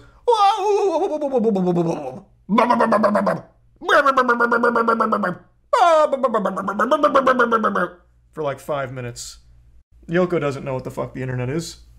Peak fame when Charles was 61 in 1987, he was charged with assaulting a woman at New York's Gramercy Park Hotel. He was accused of causing lacerations to the mouth requiring 5 stitches, 2 loose teeth, and contusions of the face. He pleaded guilty to a lesser charge of harassment and paid a $250 fine. 3 years later in 1990, he was sued by several women who claimed that he had installed a video camera in the bathroom of his restaurant. Barry claimed that he had the camera installed to catch a worker who was suspected of stealing from the restaurant. Although his guilt was never proven in court, Barry opted for a class action settlement. One of his biographers, Bruce Pegg, estimated that it cost Barry over $1.2 million plus legal fees. His lawyers claimed that he had been a victim of conspiracy to profit from his wealth. Reportedly, a police raid on his house found intimate videotapes of women, one of whom was apparently a minor. Also found in the raid were 62 grams of marijuana. Felony drug and abuse charges were filed, and the abuse charges were eventually dropped, and Barry agreed to plead guilty to misdemeanor possession of marijuana. He was given a 6-month suspended jail sentence, placed on 2 years unsupervised probation, and was ordered to donate $5,000 to a local hospital. Still don't know why the abuse charges were dropped, even though there was apparently a video. Later videos Barry recorded of himself urinating on a woman, and another of her defecating on him would surface. And one of the— Whoa! Wait, this guy was like the original R. Kelly pisser. He recorded a video of him pissing on a woman like 10 years before R. Kelly did. Maybe R. Kelly was inspired? Interesting. The defecating, I don't think R. Kelly ever did. I don't think he ever got shit on by a woman. Well, he may have. I have no fucking idea. But that was never in any of the court documents. So he didn't want to go full Chuck Berry. It was a half measure.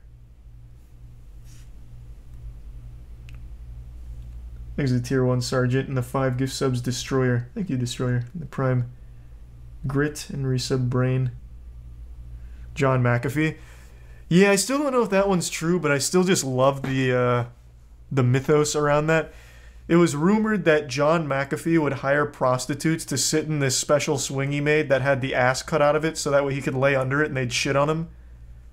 That was a kind of wild theory. Don't know if it's true. There's a lot of mystique around the life of John McAfee. There's really no telling for sure what's real and what's fake. I don't remember if we asked him that on the podcast or not. I don't think so. This is old lore. Yeah. Someone just brought up John McAfee. So I was just explaining why. You asked about the whale thing. Yeah, we asked him if he actually had sex with a whale, which he denies. But I don't remember us asking about a shit fetish. Videos is it's on Reddit. Doesn't show that much, but you can hear a Chuck Berry fart and then ask, "Did I fart in your face?" Not gonna play the audio. Oh, but what? It's pretty odd and wild stuff. Nonetheless, you can't tease me with that, Tub. What? Say that again. Face on Reddit doesn't show woman, and another of her defecating on him would surface. And one of those videos is it's on Reddit. Doesn't show that much, but you can hear a Chuck Berry fart and then ask, "Did I fart in your face?" Not gonna play the audio, but it's pretty odd and wild stuff. Nonetheless, the dude was a fucking Okay, hold on. Just pulling that up.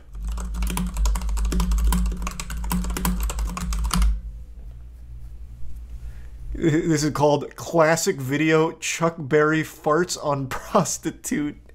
Okay, I don't know how crude the audio is, so I'm going to mute for a second and listen to this.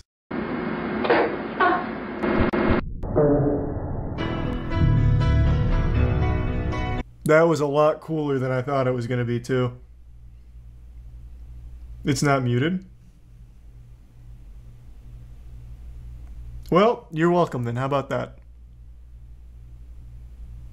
That was hype. The video had like his legs over his head. It was like the fart was aimed at her face. Fucking weirdo bad guy though. Interesting fart though.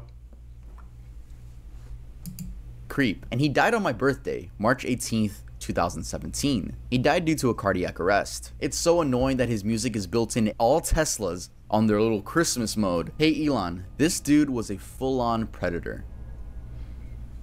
It does seem that way. Goldvik Ethan, aka Faust, is a Norwegian drummer known primarily for his work with the black metal band Emperor. In 1993, he was sentenced to 14 years in prison for, get this, murder. He's been out of prison since 2003, but according to Ethan, while walking home from a pub through the Olympic Park, a well-known gay cruising spot, a man named Andresen drunkenly approached him and solicited him for sex. Ethan agreed to go with him to the nearby woods, and there he stabbed Andresen 37 times. Ethan claimed that he felt no remorse at the time. Ihsan, his bandmate in Emperor, said that Ethan, quote, had been very fascinated by serial killers for a long time, and I guess he wanted to know what it's like to kill a person. The media has linked the murder to black metal and speculated that Ethan was motivated by Satanism, fascism, or homophobia. In a 1993 interview, he stated, "I am not a Satanist, but I praise the evil." In an interview for the book Lords of Chaos, he explained that he had been interested in Satanism, but there are other things as well. Basically, I don't give a shit. In a 2008 interview... Which one's the one that's, what is it, the Church of Satan? I don't remember. One of those that's called Satanism or something to do with Satan is actually just kind of about, like, loving yourself or some shit. I don't think it's this one. Whatever this guy's talking about. But which one is that? Oh, the Satanic Temple. Ah, okay. The Satanic Temple. Yeah, because that one is apparently just all about, like, self-love and not worrying about, like, greater powers. Something like that. Thanks to resub Milky and Pupil. Ethan said, "I was never a Satanist or a fascist in any way." In a 2012 interview, he said, "I never had any racist or homophobic views." Gal, who was an openly gay member of the Norwegian black metal scene, said that Ethan was the first person to send him a message of support when he came out. Police initially had no suspects, and Ethan remained free for about a year. However, he told Oystein Euronymous Arseth, Varg Vikernes, and a few others what he had done. Damn, those names are crazy. Oystein murder in 1993, which we will talk about next, Ethan was arrested and confessed to killing Andresen. In 1994, he was sentenced to 14 years imprisonment, but was released due to good behavior in 2003 after serving 9 years and 4 months. Isn't that wild? Murder is still something that you can just serve your time and come back from. I guess maybe there was some level of rehab at that particular prison. That'd have to be some fucking crazy rehab. Guy just randomly murders someone. I don't really know how you solve that problem. But then there's people that have marijuana charges that will never see the light of day again. Apparently marijuana is something you can never rehab out of. Isn't that fucking crazy? Yeah, true. I guess maybe it's just something with the prison system over there that's different here. I don't know. Still, though, I just find that to just be very sad.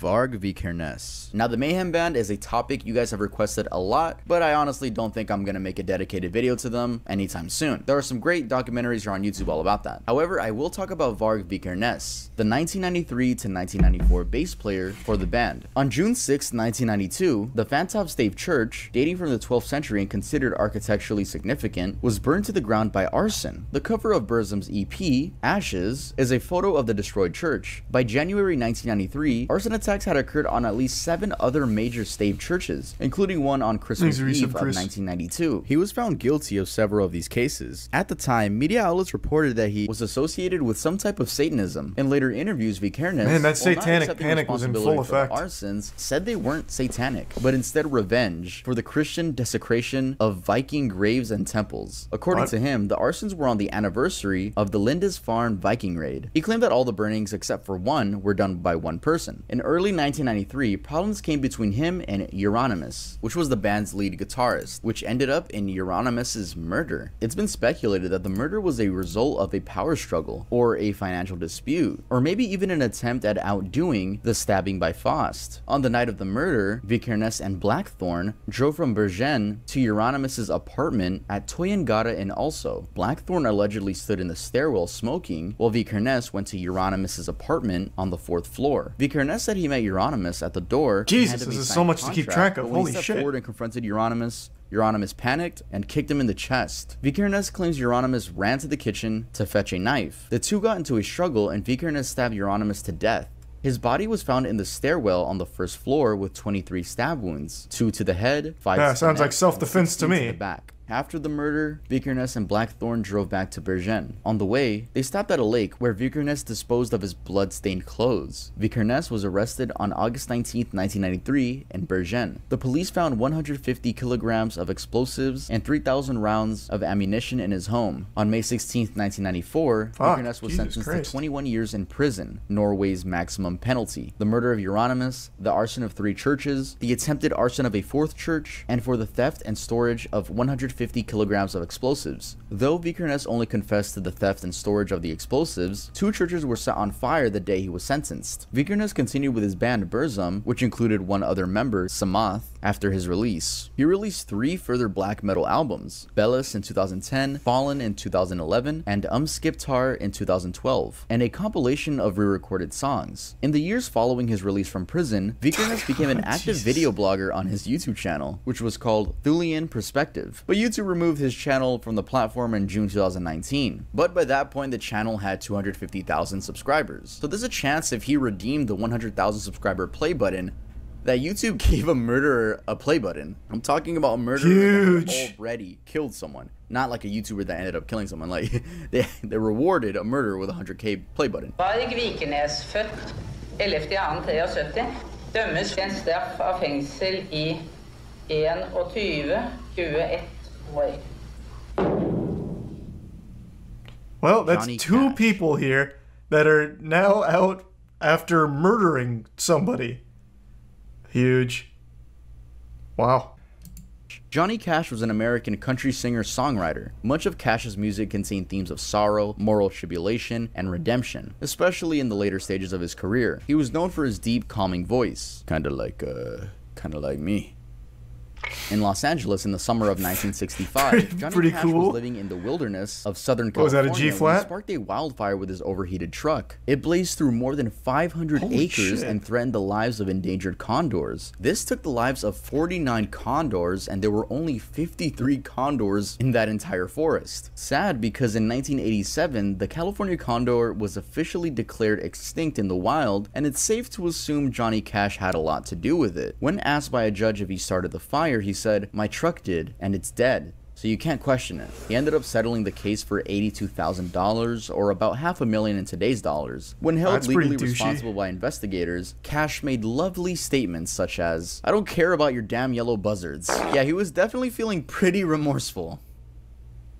If you guys are looking for ways to support the channel other than just watching the videos, what a piece of shit. It's already enough. Thank you so much. You can also buy like from Johnny the Cash brand. music. The website is I didn't know he was such a earldoesn'texist.com, and we douche. currently have our Christmas collection. You can follow us over on Instagram as well. We have a new comic. We upload a lot of comics, so if you want to go see the adventures of Earl, you can go check it out. Everything from the Christmas collection will leave on New Year's. So these are very limited. We're never going to sell these again. Next year it'll be different Christmas collections. Steve. Good These to see you, man. Hope designs you're doing well. are Happy limited. Yeah, if you want to holidays. support the channel, if you want to Thanks, look cool, if Georgia. you want to get a special gift for a special someone, make sure to shop at Earl Doesn't Exist. Sucks, but it's not murder. Oh, yeah, Well, yeah, it's by the definitely way, not murder. Make sure to use code EARL20. I mean, I guess it is murder. 20% off anything 49 on the site. condors. This will expire on January 1st. Not And now intentionally, let's move on to the but next topic. Still. Ozzy Osbourne. John Michael Ozzy Osbourne is an English singer, songwriter, and television personality. He rose to prominence during the 1970s as the lead vocalist of the heavy metal band Black Sabbath. On February 19th, 1982, Bit the head off a Osbourne had a bat. few too many drinks and ended up stumbling on the street in nothing but his girlfriend's dress. He was in a dress because she hid all his clothing in order so that he wouldn't go out anymore, but Ozzy being Ozzy, he just put on her dress and left. He ended up taking a leak and thought nothing of it, and it was later revealed that Ozzy peed within the Alamo Plaza, not the Alamo itself, but still pretty disrespectful as it's quite literally nicknamed. I actually remember this. It holds this status because it remember represents this the story. Battle of Alamo, which was a pivotal event in the Texas Revolution following a 13-day battle where Mexican troops reclaimed the mission, killing most of the occupants inside. Police arrested Ozzy, who spent part of the afternoon in a local jail on charges of public intoxication. He was later freed that evening on a $40 bond and performed at the city's Hemisphere Arena Convention These are Center. some This Cloud also and led Amy. to him being banned from playing in San Antonio, Texas for 10 years. Once those 10 years were up, a sober Ozzy came back and gave a proper apology. What? Are they speaking through a waterfall? What is that? DMX. On July 1st, 2004 at 8 p.m., DMX, whose real name was Earl Simmons, and his friend were at the JFK airport, specifically in the parking lot for terminals 1, 2, and 3. Allegedly in a hurry, DMX and his accomplice were becoming irritated with the speed of the car in front of them, so DMX turned on the siren lights of his Ford Expedition. Why he had siren lights? I don't even know. DMX pulled That's so hype though. And keep in mind, the dude was with his wife and his daughter. DMX told the guy that he and his friend were FBI agents and attempted to drag him out of his own car. After failing to do so, DMX returned to his vehicle and crashed through a gate, where he was then arrested by Port Authority police and found with multiple rocks of crack cocaine. DMX and his friend, whose name is Jackie Hudgens, were charged with cocaine possession, criminal impersonation, criminal possession of a weapon, criminal mischief, driving under the influence of drugs or alcohol, also for claiming being a federal agent and attempting to carjack a vehicle. The victim was originally seeking compensation in the amount of $4 million from DMX. DMX's attorney, Rich Cord, spoke on behalf of his client, explaining that the rapper felt he was justified in pulling the victim over and making a citizen's arrest. He went on to say his vehicle looked like it was a police vehicle and he believed the victim should have gotten out of the way. When the victim didn't get out of his way, he decided he should pull him over. He What the fuck? This is the... There's no way this works. It's... First of all, it's illegal to impersonate a police vehicle. You can't even have sirens. What do you mean? Like, that's already a crime. Like, a literal crime. I do love the excuse, though, that he actually wasn't trying to, like, steal their car. It was a citizen's arrest. I like that. That's an interesting angle. I like that one. That's good RP. You can buy sirens but can't use them. I don't even know where the fuck you can get sirens. I thought it was literally illegal to have sirens on top of your car unless you are a police officer. You can't flash red and blues. You can have, of course, like workers' lights and all of that, but you cannot flash red and blues. I think that's literally illegal. Amazon. Well, yeah, I guess you can get like toy ones and slap them up there. It's illegal to do, but you can still install LED lights. Well, yeah, you can still have, like, some kind of lights. I'm saying you cannot be, like, siren. You cannot... I don't even think you can have fucking red or blue headlights for that very reason. Am I right or wrong with that? You cannot flash anything red or blue because you cannot be mistaken for a law enforcement officer. It's illegal. Fucking hype, though, that for some reason he had law enforcement sirens for his vehicle. That's cool, I guess. DMX was just above the law. He was the law. Parole. Here's a clip of DMX talking about it on The Breakfast Club in 2012. I was rushing for a flight. Right. And this dude in a raggedy ass Honda, he driving wild slow. Right. Now usually if I'm in a rush, you know what I'm saying, and I'm in that truck, I'll hit the lights and, you know, throw the siren or whatever, and they get out the way. Right. But he was just totally disrespecting my authority. Not that I really... What authority? But what if I really did have the authority? Right. So you threw the light on. Yeah, I threw the light on. So you just have sirens in your car? Well, that one, yeah. Yeah, that one, yeah. I think that made you feel like you had more authority than you actually had. What? Rick James. James Ambrose. What the fuck? It sounds like they actually just gave him a law enforcement unmarked vehicle. What the fuck you mean? I just threw on the sirens. That's so wild. Yeah, I mean, at that point, goddamn, he basically was just like an unsworn-in officer. Johnson Jr. was an DMX American is his singer, own precinct. songwriter, musician, and record producer. Born and raised in Buffalo, New York, James began his musical career in his teenage years. I only know Rick James from Chappelle Show. The US Navy Reserve to avoid being drafted into the Army. In 1964... Oh, I also know his iconic interview where he's like, cocaine's a hell of a drug. That's it. That's all I know about Rick James. What do the 5 fingers say to the face? Slap. And Charlie Murphy. Man, this has been a night of, like, remembering old Chappelle Show moments. That show was so good back in the day. Fuck me. I'm Rick James, bitch. I know literally nothing about his music or him as a person, though.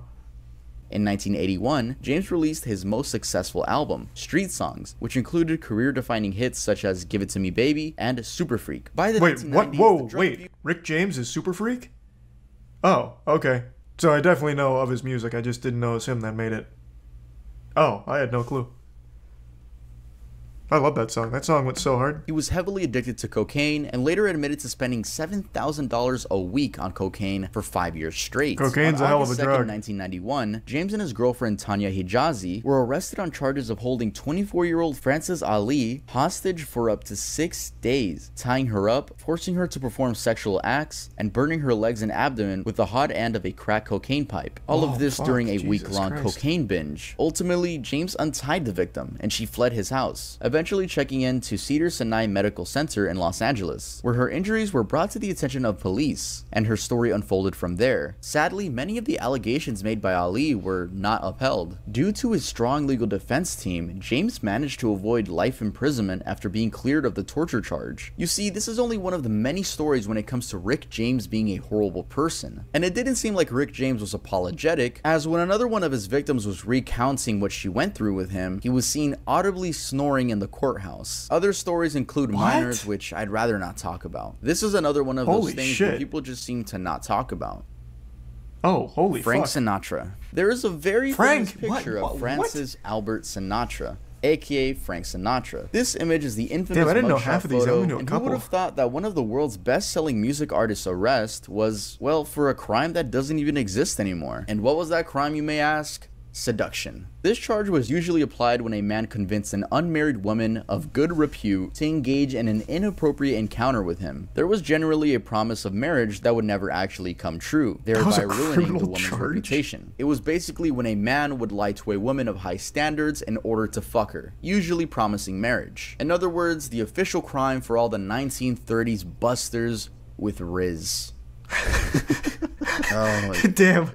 It may actually call it a Giga Chad charge. A 23-year-old Sinatra found himself in that situation, and he was officially arrested and booked for seduction. The charge was eventually dropped, and it was later discovered that the supposedly single woman was in fact married. Later that year, the original charge was revised slightly, and Sinatra was again arrested, this time for adultery. Adultery is legal punishment for cheating on your spouse whom you're married to. It's a really outdated law, which some states are actively trying to get rid of. These states include Alabama, Arizona, Florida, Georgia, Idaho, Illinois, Kansas, Massachusetts, Michigan, Minnesota, Mississippi, New York, North Dakota, Oklahoma, South Carolina, Utah, Virginia, so like all the and states. Wisconsin. I mean, this is a pretty lighthearted one on the list. I know the woman still cheated, and I feel bad for whoever her husband was, but imagine if this mugshot was for something way more heinous. Imagine it was like Frank Sinatra mugshot for robbing blind old lady, then pushing her in front of a semi-truck. It just wouldn't feel right.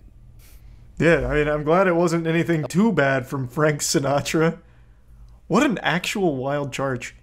There was a time where it was illegal to have game. Jesus Christ. Hey, sorry to hear about that, Sinatra. But also, congrats and good work. Elvis Presley. Elvis Aaron Presley was an American singer and actor, dubbed the King of Rock and Roll. He's regarded as one of the most significant cultural figures of the 20th century. His energized interpretations of songs and sexually provocative performance style led him to both great success and initial controversy. He became insanely famous with Heartbreak Hotel, which was his first #1 hit, being released in January 1956, and he quickly became a star. In Joel Williamson's book, Elvis Presley, A Southern Life, he writes about Elvis's life on the road, including his time spent with teenagers. Williamson wrote that while on tour, Elvis preyed on a group of 3 14-year-old girls who would pillow fight, tickle, wrestle, and kiss Elvis, who was 22 at the time. He also met his wife when he was 24. She was 14. Though they got married when she was 21, they claimed they never had sex. This has been questioned by many people, even to the point where a book has been written about it. Multiple books, actually. Now, Elvis was never charged with anything regarding these relationships, but he should have been, and I'm sure we can all agree on that. I never heard that. Thank you guys so much for watching the fuck? video. If you liked it, make Nice. Yeah, I didn't know most of those. I am surprised he didn't put in Ian Watkins. What he did is still worse than everything on the... His entire musical career, everything he did behind the scenes is the most heinous shit imaginable. But yeah, I think the reason he probably didn't bring that one on is because of just how dark that is. Like, there is murder on here with these two in the middle. But I think Ian Watkins had so much, and all of it is so unbelievably fucked up. Like, the most disgusting things imaginable. that Tuv probably just decided that's a little much for this, would be my guess. Yeah, also no G.G. Allen. The biggest pedophile in music history. His charges include a ton of horrible things. The one that is probably the most shocking that most people know is the attempted rape of a baby. So yeah, I think the reason Tuv didn't include him in this list is because it's a lot. It's a lot.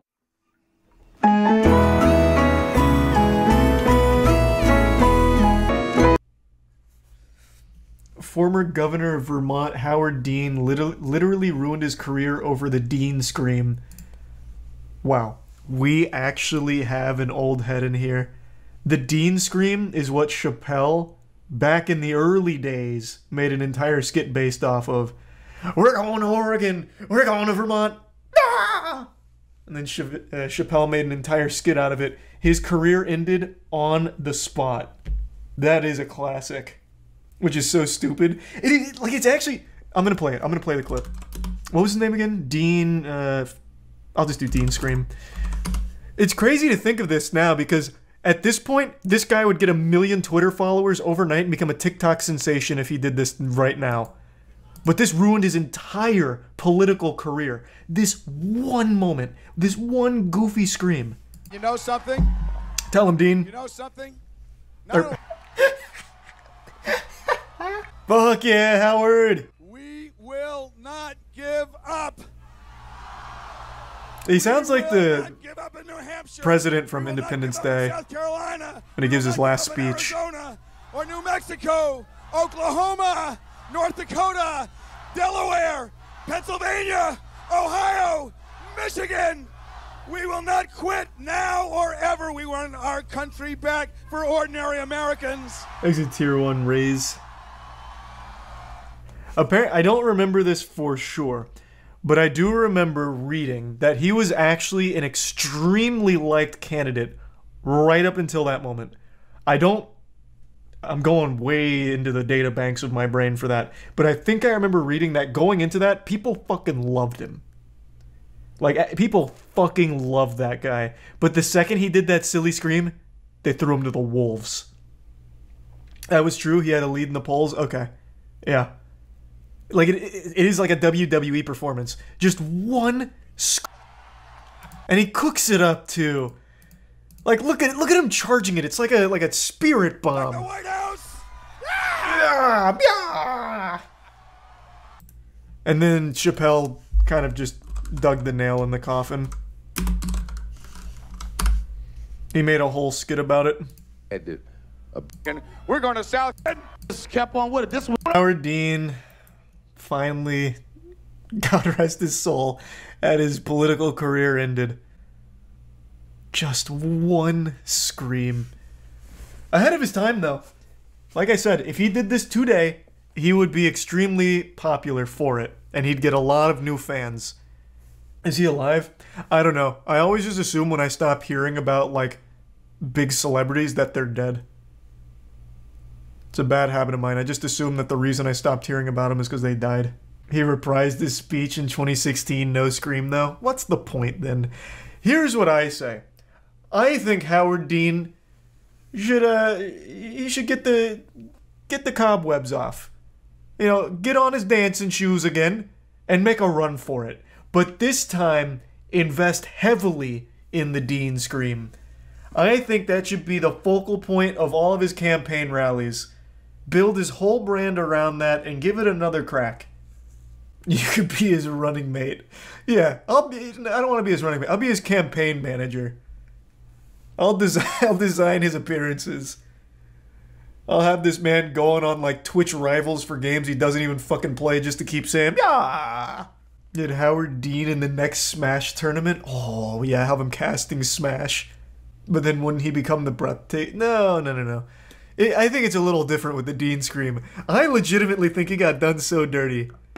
I don't know why that scream ruined him. Like, I really don't, to be honest.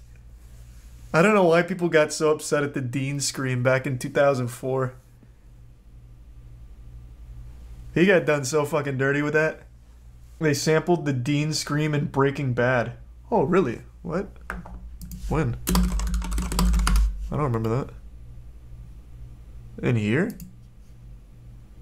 We're going to South Dakota! You got one part of that wrong. You stream the raids? Yeah, chat's welcome to join too, as long as you're good. This is not meth.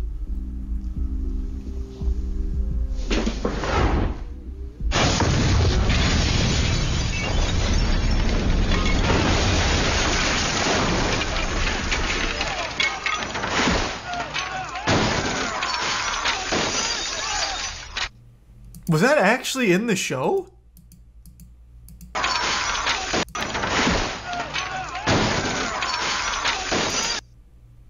Wait, what? That... No shot. This has to be a meme, right? Why? Like, that doesn't even fit here.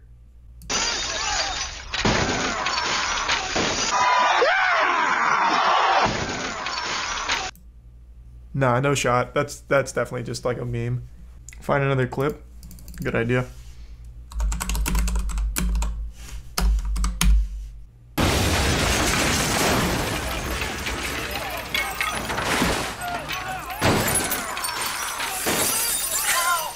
No way! What?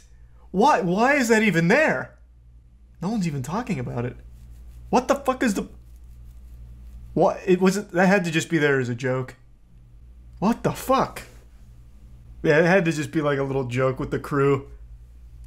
Yeah, I mean, it adds fucking nothing to the scene at all. Like, it's just a random sound effect. It's like the whip cracks in Johnny Test.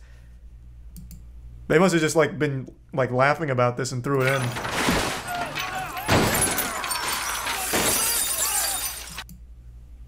Alright, all power to him then. I wonder how many other times the Dean Scream has been slid into movies and shows. Have you seen the insurance scam? People who literally jump in front of moving cars and nearly die just to scam people? Well, that's as old as time, man. Yeah, that one, I've known about that for years and years and years. That is an ancient scam. The good old Saul Goodman. Yeah, but with like really awful actors. Almost all of those insurance scams are so bad. Like, it is, like, the least effort imaginable. Let's see if there's any I recognize off just the thumbnail. Here we have a rich one. Oh, no, that was a tricky move. Looks like you're overcompensating for something with that wing. Thanks for your sub, Fabe and Aurelian and Salad. Oh, how dare they? That was so unprofessional. Oh, God. Guys, where is the police brutality when you actually need it, you know? Whoa. I've seen this one. That one I've seen. Yeah. So, go back over there, sit down, and I know that one. That one's old. This one's old as shit. Alright, let's see here. Oh, hello.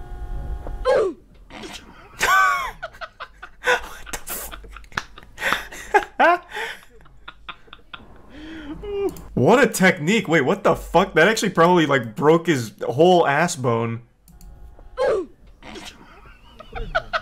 He, like, actually went for, like, a full-blown drop kick. I haven't seen that one. That's kind of hype. He got kind of high, too, off that. Oh, hello. Like, that's not a bad vertical leap at all. Good shit. Yeah, I got the double leg drop kick. Do these type of scams actually work? I have to imagine at like a very small level, like 1 or 2 times it'll work. But 9 times out of 10, no. This is the Prime Chester. That's why you want a dash cam. Yeah, dash cams are super important. But even if you don't have a dash cam, there's just cameras everywhere now. So like you'll have a camera at pretty much every intersection or pretty much everywhere in general. Even though, like nearby buildings will have cameras that you can just use during one of these cases. There's a Prime Chris. So it probably doesn't work often. How do you get the footage? Well, since it becomes an insurance issue, your insurance probably subpoenas the businesses for the footage. You won't get the footage? I mean, what do you mean? This right here is clearly not from this guy's dash cam. Like, there's plenty of examples, like, nearby locations, like, since it's an insurance thing, they probably aren't going to just let it go. Thanks to 5 gift subs, Lethargic. Appreciate it, Lethargic. And the resub Valo and Dame. there's some brake checking going on here. And that is why you always have to have a dash cam, just in case you come across some of these dingleberries doing these stupid stunts. But anyways, let's see how this one will end. Come on now. I prefer the like on foot ones better. Is always the answer. Wise words, Jeremy Clarkson. Wise words. Whoa, whoa, whoa. Wee. Wee. Oh fuck! Oh god. This guy is a train wreck. Jesus Christ! Yeah, this guy's like a zombie. Unfortunately so. Yeah, not too proud of this guy. Not cool haircut though. God damn. What is that? It's like a chocolate smudge on bath salts, probably. He's on that K2. Alright, let's see what's going on here. I think they're sub, or they give sub twin. Whoa, whoa, whoa, whoa! Break, break, break! Don't let him win. Don't let him win. Yes. Take the L and do a walk of shame. And why are you running? Why are you running? But yeah, it's very common. Insurance fraud is a very common scam attempt. It just isn't effective, usually, ever. There has to be someone that has tried to master this. I don't think so. I imagine you only ever try it once. Like when the desperation is overwhelming, you try it once, and I imagine you probably get like seriously injured going for it. Like in the cases where it actually isn't caught on dash cam is what I'm talking about. And then you still lose in the end. Thanks to the resub. Dickley, LD, Machina, Strudio, Arrow, Grilled Cheese, and Chaka. They're serial insurance scammers? Like famous ones? Do you think people have died trying to do a scam like this? Oh, absolutely. Pretty common scam to reverse into someone because rear driver is always at fault unless there is footage it's impossible to prove. Yeah, brake checking. Well, I guess driving in reverse is like the upgraded level of brake checking, but yeah. Thanks to resub Megap. I just have to wonder if it's ever really worth it. Like, I just can't imagine as the insurance scammer you get much out of it. Because you still have to pay fees as well. Like, just to, like, make the fight against the insurance. Like, I just can't imagine you get more than, like, pocket change from one of those cases. Easier than a job, though? Not really. It's a one-time payment that you have to fight for months. When I got into an accident back in, like, 2012, it was a low-speed accident, and the lady sued faking an injury. She had to spend thousands upon thousands of dollars going to a corrupt doctor multiple times in order to sign off on, like, here's her injury. And then by the end of it, like, the case wrapped up as, like, a $10,000 settlement or something. And she probably spent more than that just getting all the paperwork together and then visiting the doctor so many times. Like, you just... I mean, my insurance rate went up, so if it was a fuck you to me, she succeeded there, but, like, she didn't profit, like, at all. Well, it was a very low-speed accident, like, at like, a stop. And I talked to her for, like, 2 hours, and she was joking around. She even called her boyfriend up to come over to hang out. Like, she was totally fine. That she had no injuries whatsoever. And then she even did the classic, like, neck brace thing. What was the thought process behind any of that? Bro, have you never heard of ambulance chasers? Man, am I just that old? Ambulance chasers are like a thing. Just going for a paycheck off of fake injuries and shit? It just sounds so dumb. It is so dumb. Again, like, I just can't imagine you get anything out of it. You usually spend more chasing it than you do when you get a payment or a settlement. Just doesn't make any sense. Aren't ambulance chasers the lawyers who go after those cases? Yeah, but the whole thing is called ambulance chasing. So the people that fake it and the lawyers that pursue it. Not true, you don't spend anything. The doctors and lawyers are usually in on it and split it 3 ways. I don't know all the details of that, but using my case for an example, let's say they did split that $10K 3 ways. She did still have to fight my insurance. Or like herself. Like not even like the lawyer. So she did still have to spend in resources in order to even battle. And if it was getting split 3 ways, that's even less than she gets trickled down. A friend of mine had a corrupt doctor. He didn't even have to go to PT. He signed off on it and got a free 3K from doing something similar. I don't doubt like all that's like accurate. The doctor she went to apparently was known to the insurance company as like a quack who does this shit regularly. You finished Slippin' Jimmy. No, man, I'm not a fucking idiot. Why would I have watched Slippin' Jimmy? You're talking about the cartoon, right? This was apparently a disaster. Like an absolute disaster. I also hate the art style. I can't stand this style. What is this? This was a Better Call Saul spinoff. And man, what a piece of shit. I watched the trailer and that's all I needed to see.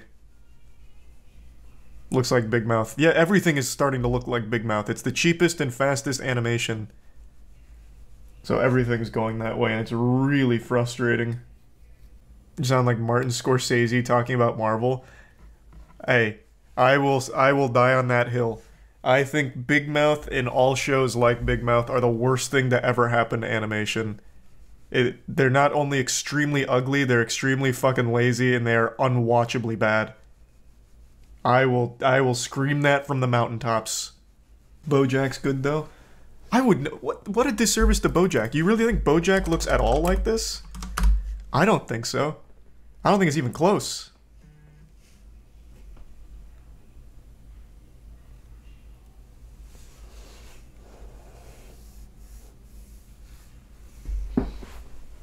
BoJack looks terrible. Okay, you can talk about like the prettiness of its art style, that's fine, but to compare it to like the Big Mouth style, I think is very dishonest.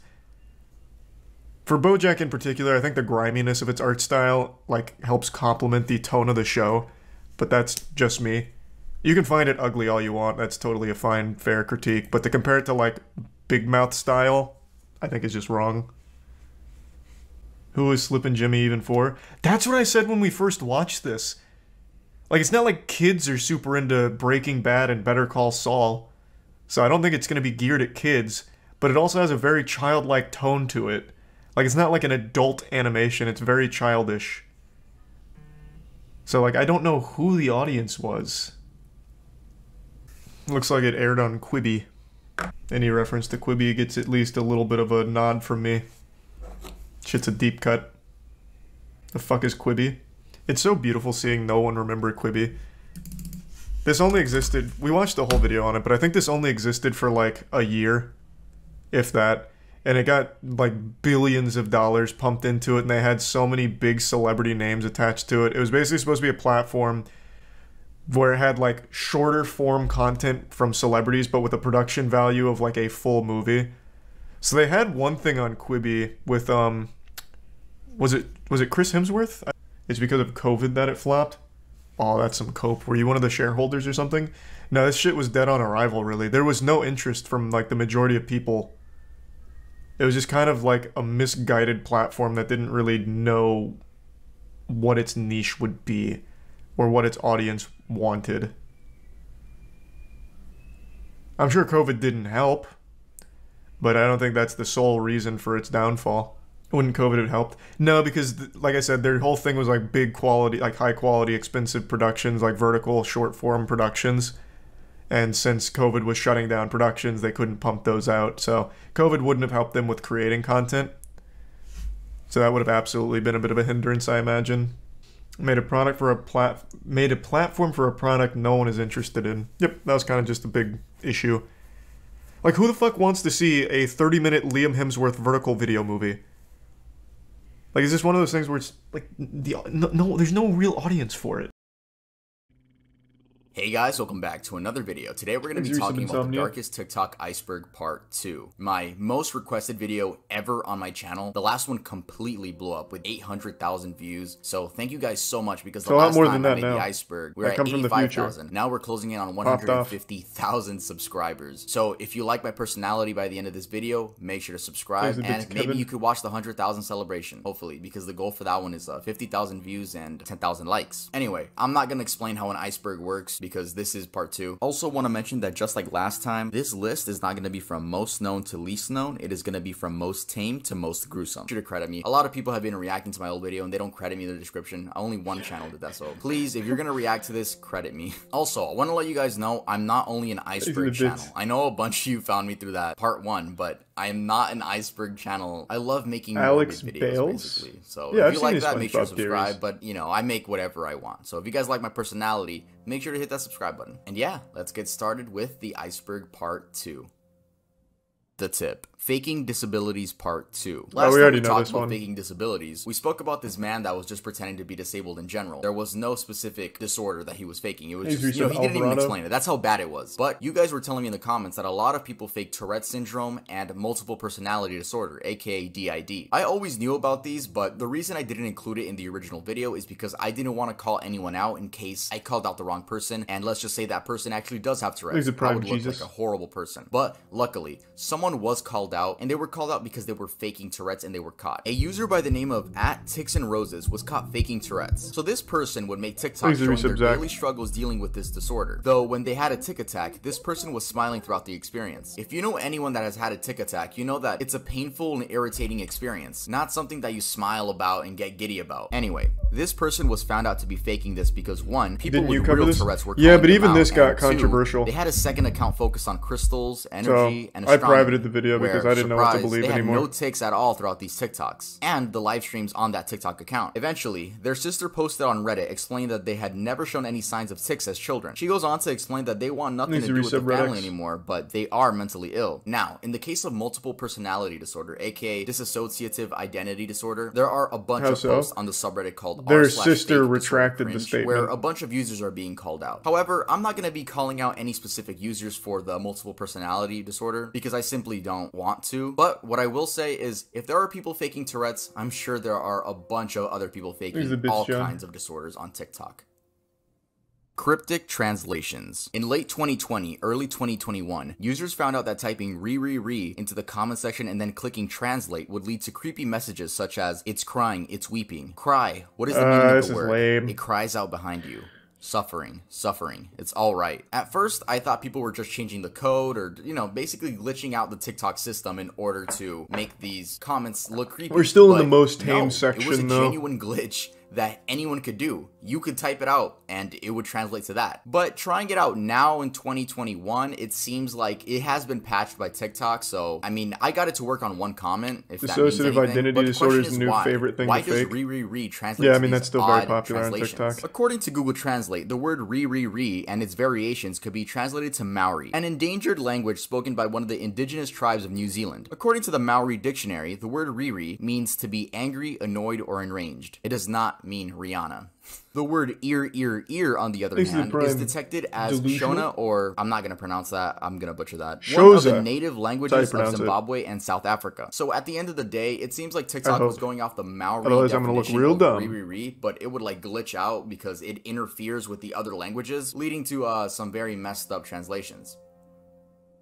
Confused underscore me too. Confused underscore me too is a TikTok account that one of you guys said I should include. So while editing this video, the account actually got taken down. But I think I described it with enough details for you guys to understand what's going on. So I'm Figureless? just gonna put some stock images as I talk about the account. Also, I really want this in the iceberg because I want to let you guys know to not believe everything you see on TikTok. The account only has 2 posts. I don't and one of them believe it. shows What? someone squirming around in a garbage bag, and the other shows a river. The song playing in the background is I Thank you, Feel Prime Fantastic Alex. by The resub. Tara the Singing Android, Yeah. a video we covered on the darkest YouTube iceberg. Anyway, the watermark says the video belongs to Devin KB816, but it seems that account has been deleted. I do think this is fake because, I mean, come on, it just looks so staged. It's like some teenagers just wanted to prank the TikTok community. And also, if you It's were a very real easy to do murderer, that. First of all, you wouldn't upload this. Second, if that person in the He's a bag prime shouldn't Dan. have their feet out because then you can see their skin color. Now you can tell that they're a light-skinned person. All the community in that area would have to do is see who's been missing recently that can Makes match me that so skin clary. color and, probably trace it back. And that was just me thinking about that. Imagine what detectives would be able to do. So yeah, I wanted to include this on this list on the tip because, guys, don't believe everything you see on TikTok. And imagine, like, I messed up. I'm This still actually gonna is, like, believe real. everything.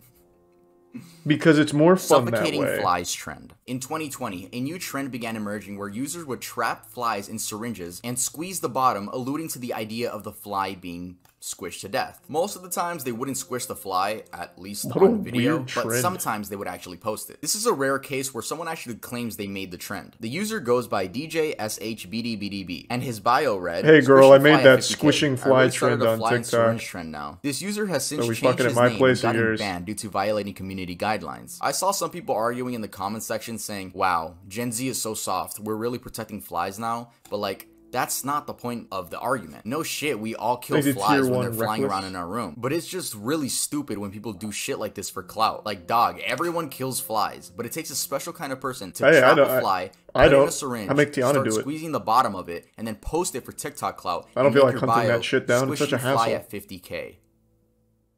The surface. Skinwalker dog. Before I get into this, let's go over the definition of skinwalker. In Navajo culture, a skinwalker is a type of harmful witch who has the ability to turn into, possess, or disguise themselves as an animal. One day, a woman posted a TikTok of her dog opening the door from inside the bathroom. She screams, "Oh my god," as the dog looks at her and closes the door again. The comments were full of people telling her that her dog was a skinwalker. Look, if the doorknob was... yes. From Upper Kuzuki. Yes, of course. The only man qualified to diagnose your dog with a possession. I have no doubt, too, that this kid truly believed it. They're like, oh my lord. That's our real possession. Just like in Demon Slayer. Skinwalker. Look, if the doorknob was spherical, then yeah, I would be creeped out too. But the owners then showed that the doorknob was one of those lever type doorknobs. So, you know, my that's dog how opens the dog doors. opened the door. There is a whole community on TikTok dedicated to finding skinwalkers, but let's be honest, most of them are fake or just misunderstood. Bolivia College Incident. The Bolivia College Incident is another one of those situations where users would just upload these shock videos onto TikTok until they get taken down, because that's how a lot of you guys told me you guys found this video. Anyway, this clip showed a bunch of college students on the 4th floor all cluttered up together. Eventually, the railing breaks and students begin falling to their deaths. It's so scary seeing this one girl about to fall to her death, but is pulled up by a colleague. Usually I know about these shock videos that go around. I've never heard of that. No idea that this even happened. So thank you guys for informing me. Also, to the people posting this to get clout or likes or just shock value. Fuck? When did that happen? I've never heard of that in my life.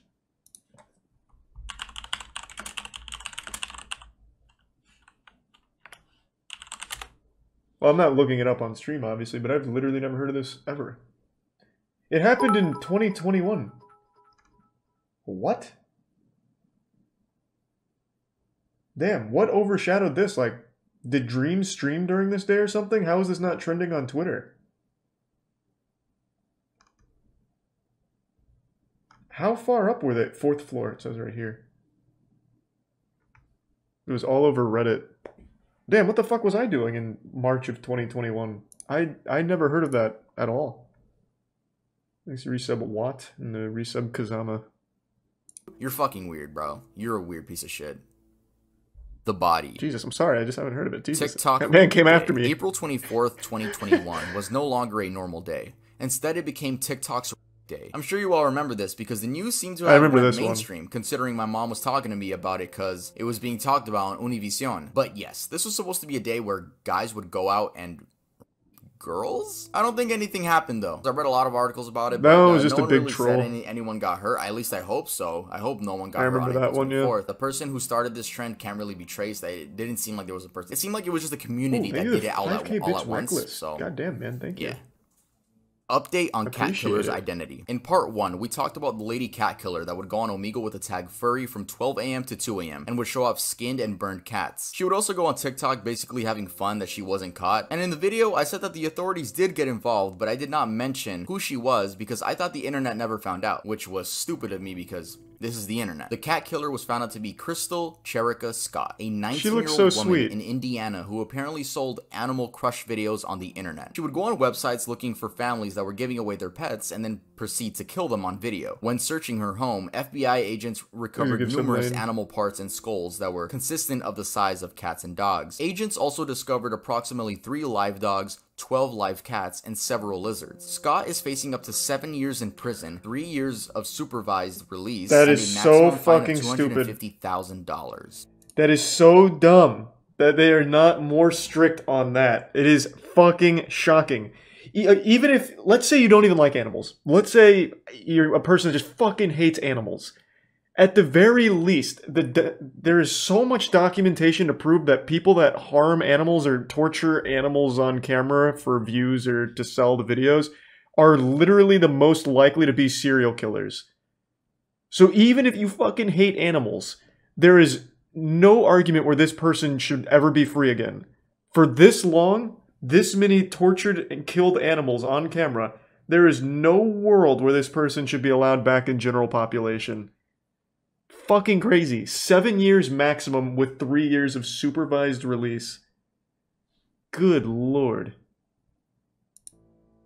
Foreigner challenge. So the foreigner challenge is something I witnessed people talking about, but never saw any of the videos themselves. I mean, thank God, because this seems horrible. So this was a trend that started in April of 2020, where people would post compilations of little fan edits of themselves, basically, with Pop Smoke's song Foreigner playing in the background. Rest in peace, Pop Smoke. You cannot say pop and forget the smoke. Except the people in these edits would put their into these edits. Yeah, exactly. The animal harm is often a precursor to murder. Like, almost every single murderer, like Richard Kuklinski, the Iceman, claimed to have killed over 200 people when he was working as a hitman for the mafia. Jeffrey Dahmer, I believe, also in that group. Ed Gein, pretty much everyone, Ted Bundy, I think, as well. Pretty much everyone you can think of all started with killing animals. Like, just like torturing animals as a kid in their home, or finding strays and beating them to death. They all started there. And yet still the law doesn't seem to take it seriously. Crazy. Which is already weird for TikTok. I mean, that's against community guidelines. But the reason this foreigner challenge blew up was because the main people Thanks to the resubs CJ and the 5 gift subs Tyler. Thank you, Tyler. Little girls. I don't know why. I don't know either. But basically a bunch of like bigger TikTok influencers were just like calling this out and telling like people to report these videos right when they saw them, and you know, trying to stop it basically. And I guess it worked, because I've never seen one to this day. Again, thank God I haven't. Well, yeah, you'd be in jail if you did. Suitcase murders. In the summer of 2020, I remember this teenagers were using an app called Randonautica. This app provides you with totally random coordinates within a set radius. You can then choose if you'd like to adventure to that point. Honestly, it seems like a fun app. I might even download it after this video. No, this is not a sponsor. But in this case, these teens were led to some rocks on the beach. While there, they discovered a suitcase that they said smelled horrible. After recording some of it, they called the police, and authorities later discovered that there were human remains inside of that suitcase. This one was real. The Yeah, I man remember was this. 27-year-old Austin Winter, who was killed by a gunshot wound. Police also connected this to another body they had found a month before near the same location. And that body belonged to 35-year-old Jessica Lewis, who was his girlfriend and died from multiple gunshot wounds. The killer hasn't been found to this day. Also, the family's GoFundMe is linked down in the description in case anyone wants to visit it and donate. Thanks to resub Kazbot.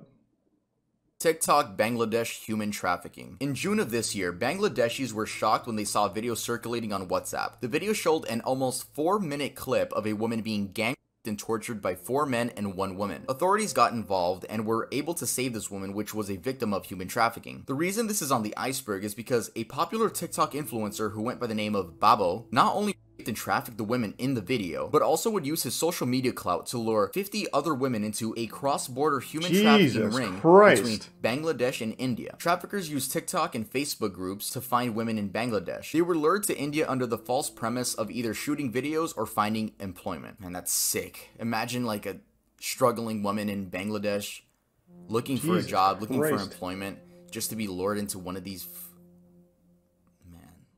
No, I don't think I've ever heard that one, Goblin. In May of this year, an account on TikTok began gaining traction called Puberty Helper 101. The goal of this page was to help little girls go through puberty and deal with the changes their bodies were going through. But eventually, people found out that the owner behind the account was a grown man. It was even more disturbing when the account posted this. Hey guys, I'm going to pick 3 of you randomly and DM you and give you my phone number to help you and talk you through anything you need. If any of you would find this helpful, write in the comments and maybe I'll pick you up. What the fuck? This TikTok account Thanks, Austin Jones, I guess. TikTok community found out it existed. Who ran that account? EDP? Like, goddamn. In April of this year, a 12-year-old boy by the name of Joshua passed away due to attempting the quote-unquote blackout challenge. This challenge consisted of choking yourself until you passed out. I remember this one. Joshua's twin brother ended up finding him unconscious on the bathroom floor. This resulted in Joshua being brain dead and being on life support for 19 days until eventually passing away. Their GoFundMe is also linked down in the description. They're almost near their goal. Their goal is $200,000. Yeah,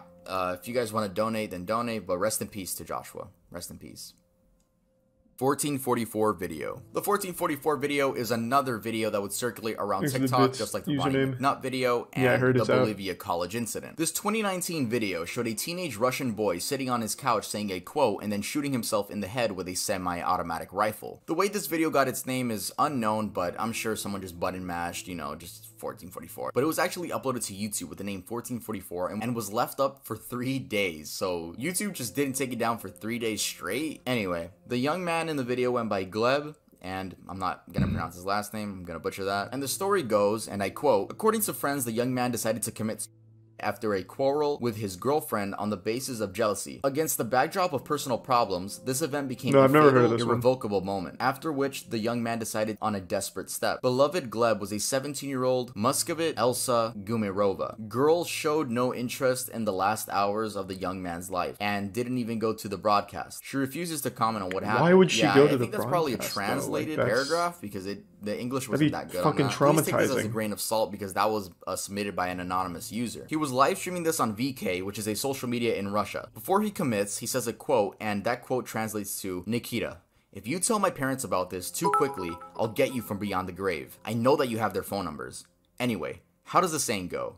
Neon Polka. Neon Polka is a reference to another Russian person that also committed. And that person actually laid on train tracks and was, I don't even know how I could say Holy that, but her shit. head came off on the train tracks, and her last post on social media said Neon Polka, and it became like a meme in Russia, I guess. So you say that before you commit. What a to make matters even worse, Gleb's awful way to go out. The video from his account, so she had to sign in and delete it because I guess VK just wasn't taking it down. Sub-zombie. I don't know why that reminded me of something. Do you guys remember the hot coil challenge? That was back with the Tide Pod eating shit. There was a dude who threw his arm onto like a hot coil on his stove for the hot coil challenge. Anyone know what ever happened to that guy? And then he just like burnt the shit out of his arm, like probably a permanent branding. And then he was about to do it again before his friends stopped him. It never caught on or anything. But I was just wondering, does anyone have a follow-up to that?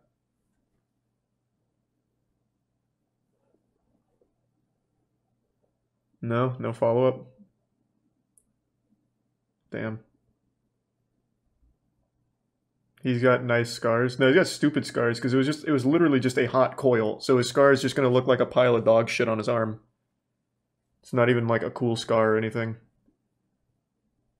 Thanks to Tier 1. London resub zombie. I guess no one knows what happened to the guy.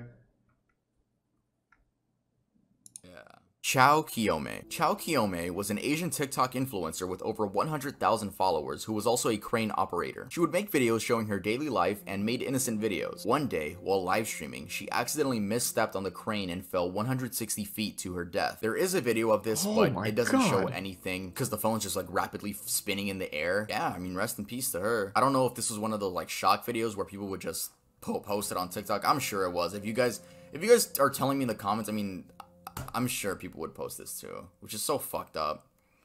Stillborn TikTok. Mothers coping with the loss of their unborn children isn't anything new. I guess it just comes to a shock to people when they see it on TikTok or any other form of social media. The loss of a child is a pain I never want to feel, let alone a child that you never got to meet. Most women cope with this loss by holding the child in their arms and pretending that they're alive, even if it's just for a few hours. Usually it's done right after the delivery. I guess. A lot of you guys were telling me about these mothers that go through these traumatic experiences, and I feel like you guys wanted me to really go in on it, but I'm not. It's just these women coping with a horrible scenario. If it's how they cope, then let them, and if you don't like it, then keep scrolling. Even in the case of this one woman everyone was attacking because she seemed quote-unquote happy in her videos. Now, I understand everyone on the internet I know which one he's talking about, a woman holding a dead child. And yeah, smiling while holding a dead body is something I'm sure none of us would expect to see, but I hope none of us have to go through what this woman had gone through. And not only her, but the millions of other women that deal with this that just don't post about it. Kind of weird to post it. It is. It absolutely is. It's fucking stupid. Just keep scrolling. Again, it just feels like mom's trying to make everything likes on TikTok. Sierra Halseth and 18-year-old Aaron Guerrero were dating for some time, but Sierra's father did not approve of their relationship. The reason for the unapproval is unknown. Perhaps it was the fact that he was 18 and she was 16? Anyway, these two teenagers ended up murdering Sierra's father due to him not approving of them being together. The creepy part is that they posted this TikTok acting like it was a normal thing to do. I don't know what to say. Welcome back to our YouTube channel. After murdering day 3 after murdering somebody. Whoa!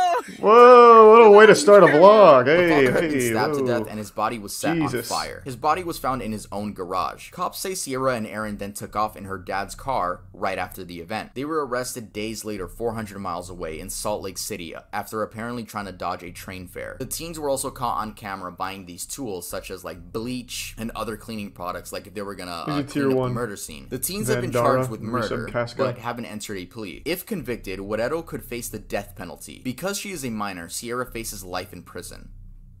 CP/gore profile pictures. Again, you guys requested this, but this one's pretty self-explanatory. I'm happy I haven't seen any of these, but you know how on TikTok with there was like an update a couple updates ago where you can now set your profile picture and you can also set like a video profile picture. So I think people were abusing the video profile picture thing, and whenever you would click on their account, it would play a clip of CP or Gore, which is so like, bro, why? You're weird. Yeah, I'm assuming there was Well, it's more than weird. That's gross. It's a fucking crime. Anymore. Like, so yeah, it's a that's it for part 2 of the darkest TikTok iceberg. I think we're done because it was even hard to come up with this list. If I earned your like and if I earned your subscription, please make sure to leave a like and subscribe to the channel. My next video is going to be a really nice video. It's not an iceberg. Like I said, I am not an iceberg channel, so don't. We already did part 1. I'm an iceberg channel. I talk about anything I want. And nice. I only knew a couple of those.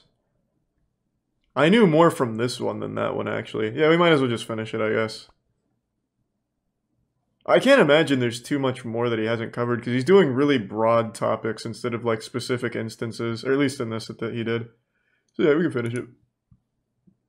Hello guys, welcome to the darkest TikTok iceberg part 3, the final tier. I do want to start by explaining how this video is going to work, because it is a little bit different from the first 2 parts. So first I want to start off by saying I'm not an iceberg channel.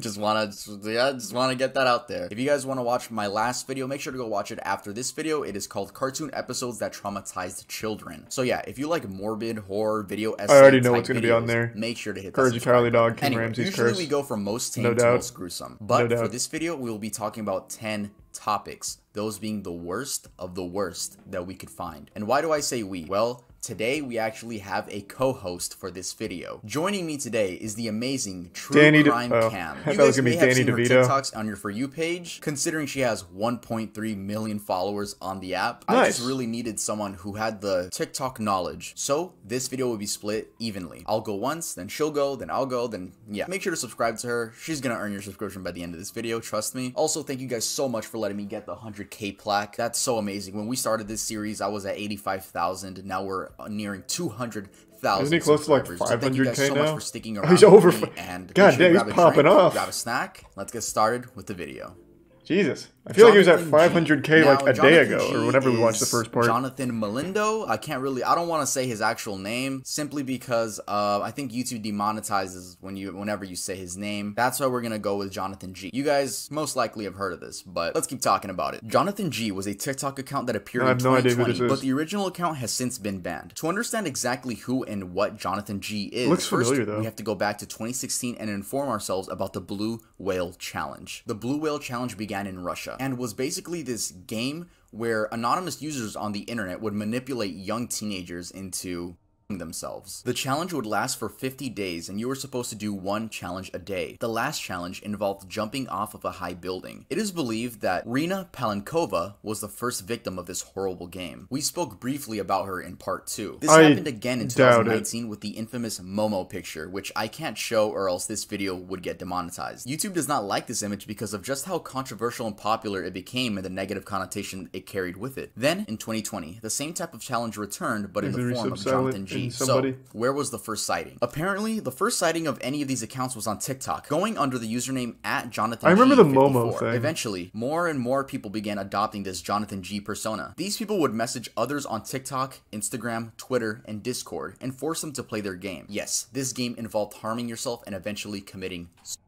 If you're wondering how these anonymous people were able to convince these young teens into doing these horrible actions, I don't think they did. Because they would threaten to dox, which means find your address, kill your entire family, and do other disgusting things. Usually, they would send a link, and if the victim clicks that link, their IP address is leaked. Then, all the Jonathan G accounts would have to do is copy and paste that into an IP address finder, and boom, he has enough to scare a kid with. So now that we all know this is just Blue Whale 3, who is the real Jonathan G, and who is the person in the images? Well, the origins of the name cannot be traced back to anyone. I'm assuming it's just a random name someone came up with and everyone else just rolled with it. But the person in the images is Samuel Canini, aka Dusky Sam. He wrote on Twitter, "Hello everyone. This Jonathan G madness seems to be terrorizing a great many young, impressionable people. The photos and videos are mine from 2012 to 2013. They were for my own amusement then, not for some modern day thrill seeker looking to scare and bully people. If you get some message from anyone starting up some game, do not engage with them. Do not let them into your life. This world has enough real problems, and suffering or dying for someone's cheap pleasure should not be one of them." Sadly, this game and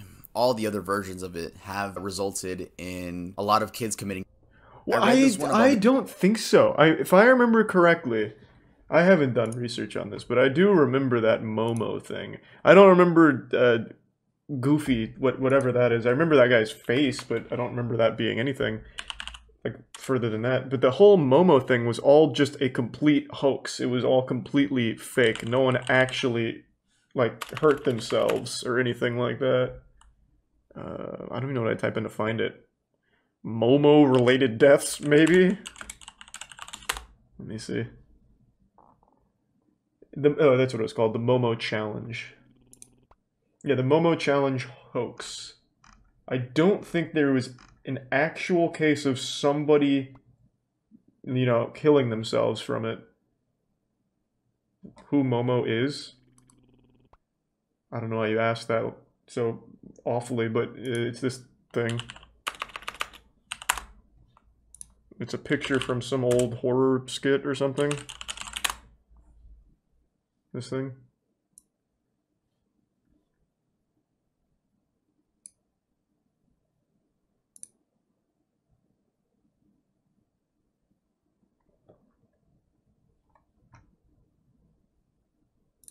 Yeah, I'm pretty sure no one ever actually hurt themselves. It was just people making it up, and then places like Mirror ran with it. So like, here's Mirror's headline: Momo Challenge victims revealed, kids as young as 12 killed by twisted craze. But I don't think any of it was ever actually real.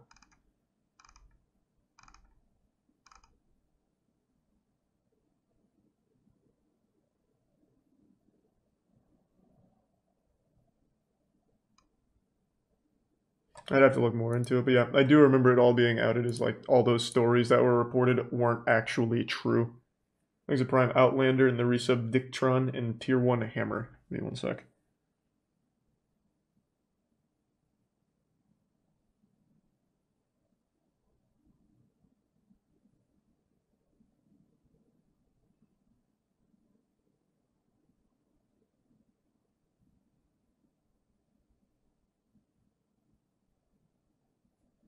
Okay. This 11-year-old boy in Italy, and he left a note on his tablet, like his final message, and that... Okay, people keep saying Blue Whale. I don't even know what that is. That is foreign to me. I know Blue Waffle. I've never heard of Blue Whale before, so I don't even know what to look up here. Blue Whale death? Well, I just got videos of blue whales dying, okay, so probably not. What do I look up? Blue Whale Challenge?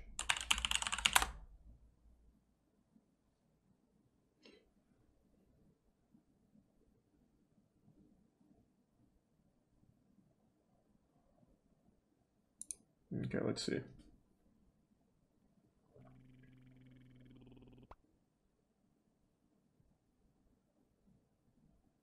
It was a Russian thing?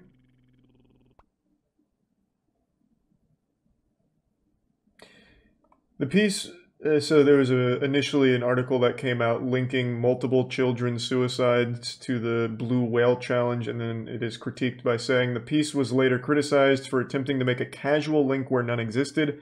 None of the suicides were found to be a direct result of the group activities.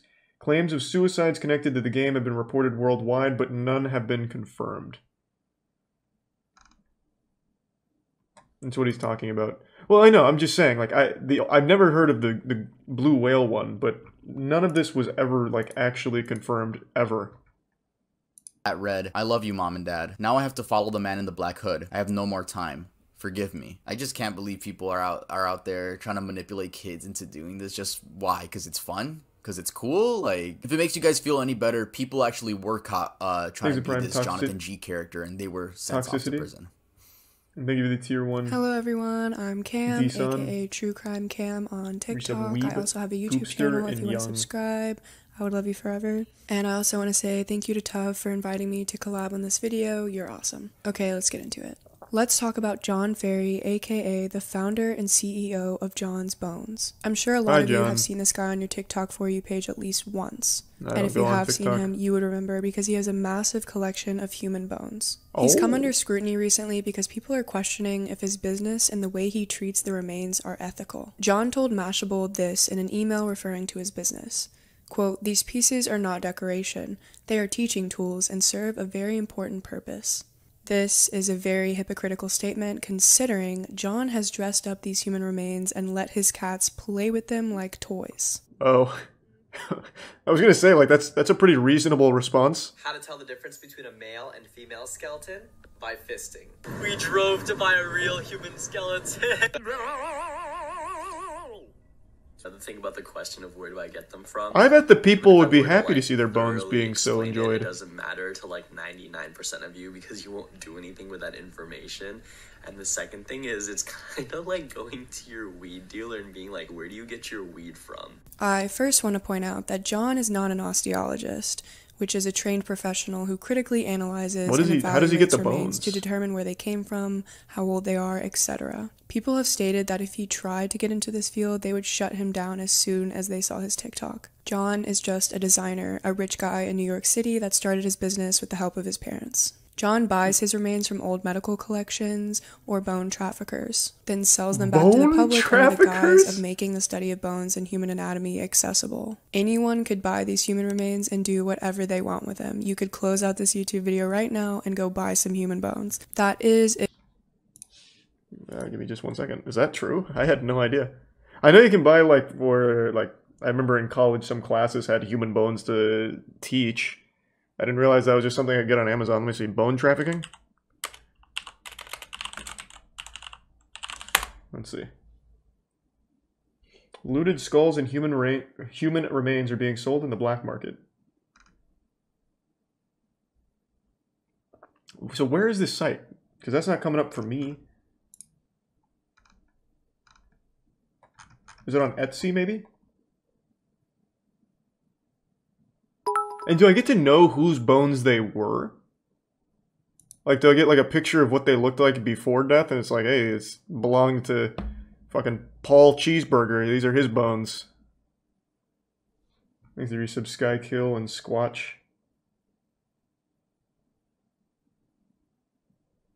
Yeah, I just read about that, Shadow, but like I said, there's no actual reports of that being real or anyone actually doing that. Thank you for the 2K bits, Nick, and the resub intervention. Thank you for that, Nick. Yeah, I don't know where I'd find bone traffickers. They're like an NFT. I mean, unironically, you get more value out of human bones than an NFT. Yeah, this guy seems like a real maniac. If you have the thousands of dollars to spare. There's also absolutely no way to know if these bones were collected ethically. I mean, if someone really donated their body to science, do you think they want to be hung in some random New Yorker's apartment put on TikTok? So the even darker side of this practice is the history of colonizers grave robbing indigenous people and stealing their bodies for, quote, scientific collections. At one point, John listed for sale the skull of a Sami person. The description of the skull also included a slur in reference to the group. Once people found out, he quickly removed it from his website and didn't address it. To give some background, Sami people were routinely collected during the 19th and 20th centuries through grave robberies, excavations, and trade, none of which the Sami people agreed to nor wanted. Specifically, during the 1950s, 25 skulls were exhumed and examined to test racial theories. It wasn't until August of 2019 the Swedish History Museum finally returned the remains of indigenous Sami people to their original burial grounds. I want to end this topic by reading a direct quote from the pedestrian article written by this individual. Quote, "Black, indigenous, and other ethnic bodies are not props for art. They are not objects to be pillaged and dissected by anyone. They are not exhibitions." So is that what John was doing? Was he personally going and exhuming these graves? And we shouldn't be okay with the private trade or he just of had these his mom and bones, dad's credit which people card have and no bought bones. ethical right to procure in an industry built on racism and violence.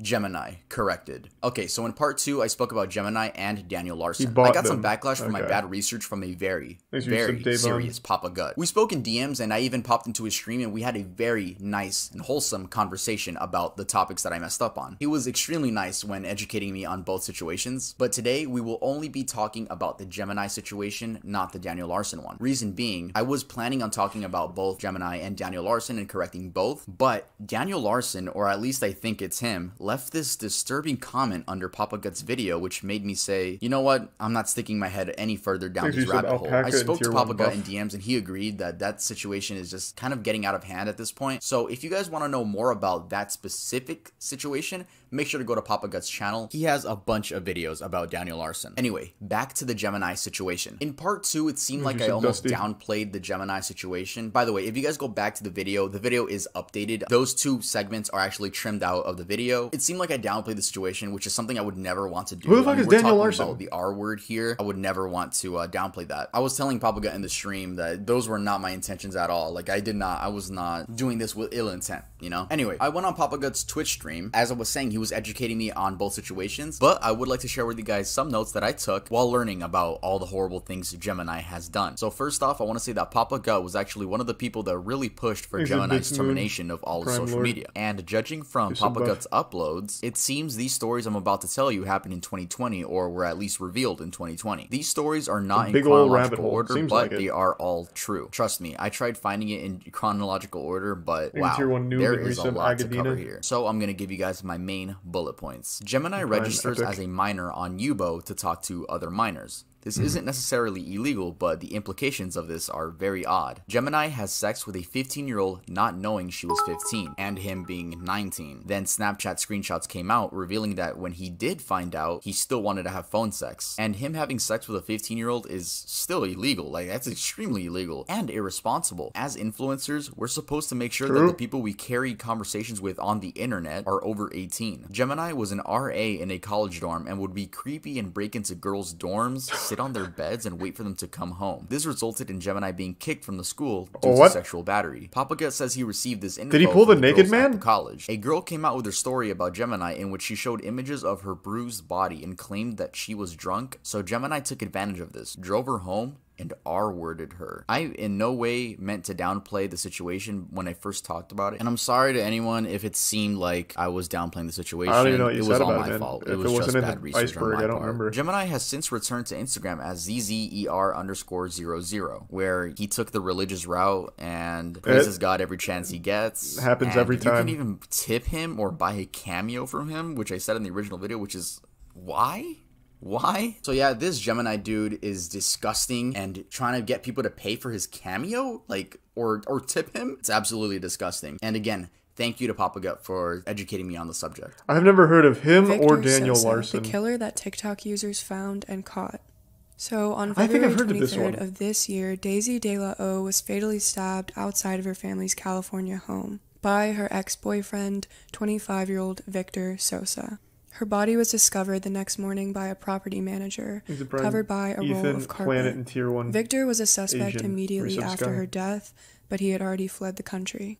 Daisy's family and friends decided that they weren't going to sit by and wait for authorities to act, so they launched an investigation of their own with the help of TikTok. They posted videos and images of Daisy, shared her story, as well as images of Victor calling for people to share and find him. They used the hashtag #JusticeForDaisy. Luckily, the videos landed on the right For You pages, and tips started rushing in. Victor Sosa had been spotted working at a bar in Mexico called Papa's and Beer. The person who sent this tip in said that Victor had been working at this bar for weeks and was living his best life like nothing ever happened. The tips were confirmed by authorities, and Victor was arrested on July 2nd.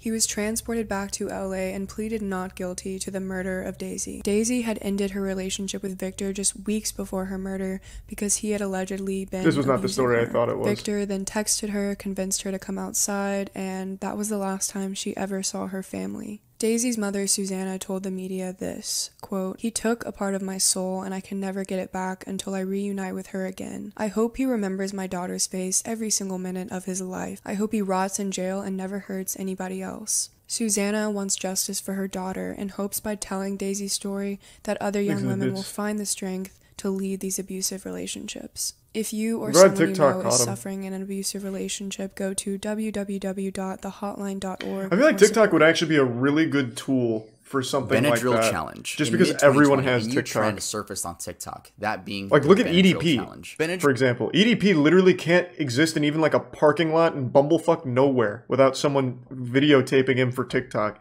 That man can't go anywhere. So actually, maybe using TikTok as a resource for catching people would be pretty effective just because there is so many people on TikTok.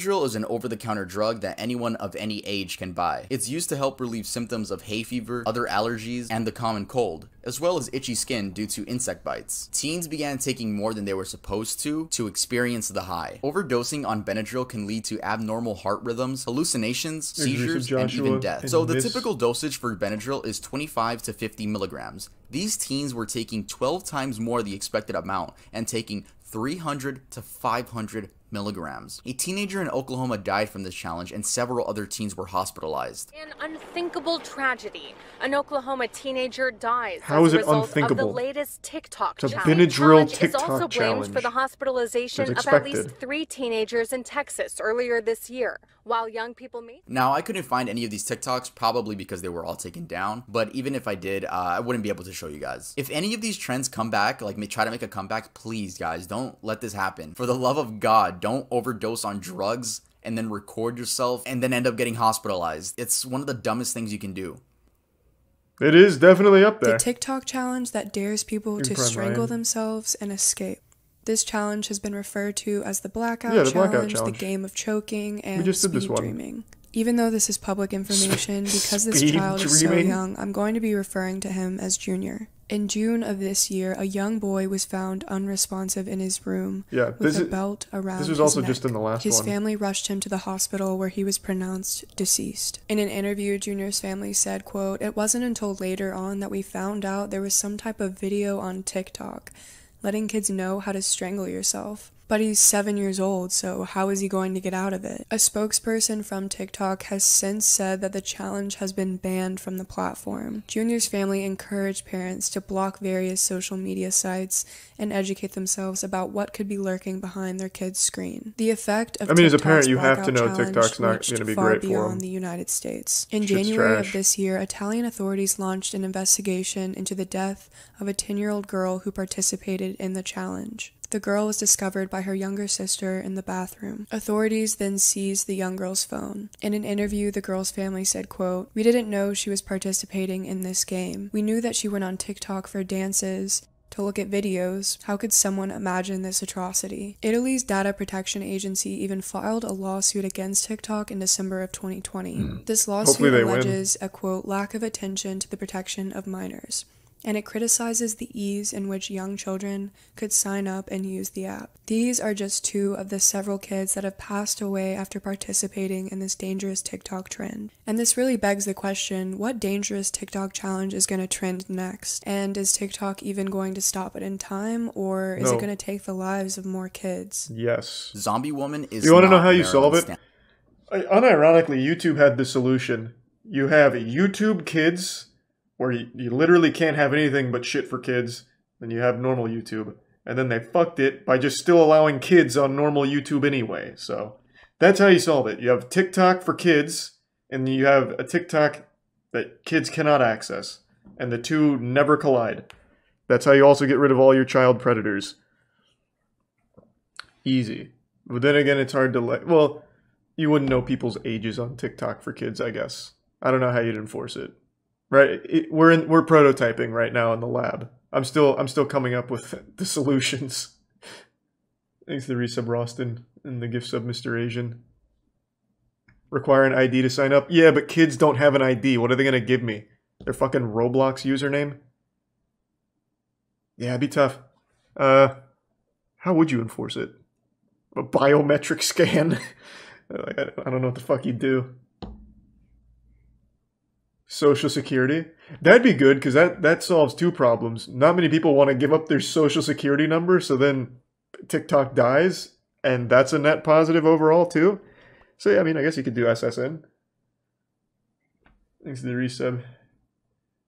Necreus, Genix, and Roston. And the 5 gift subs Cyaxis. Appreciate it, man. Thank you.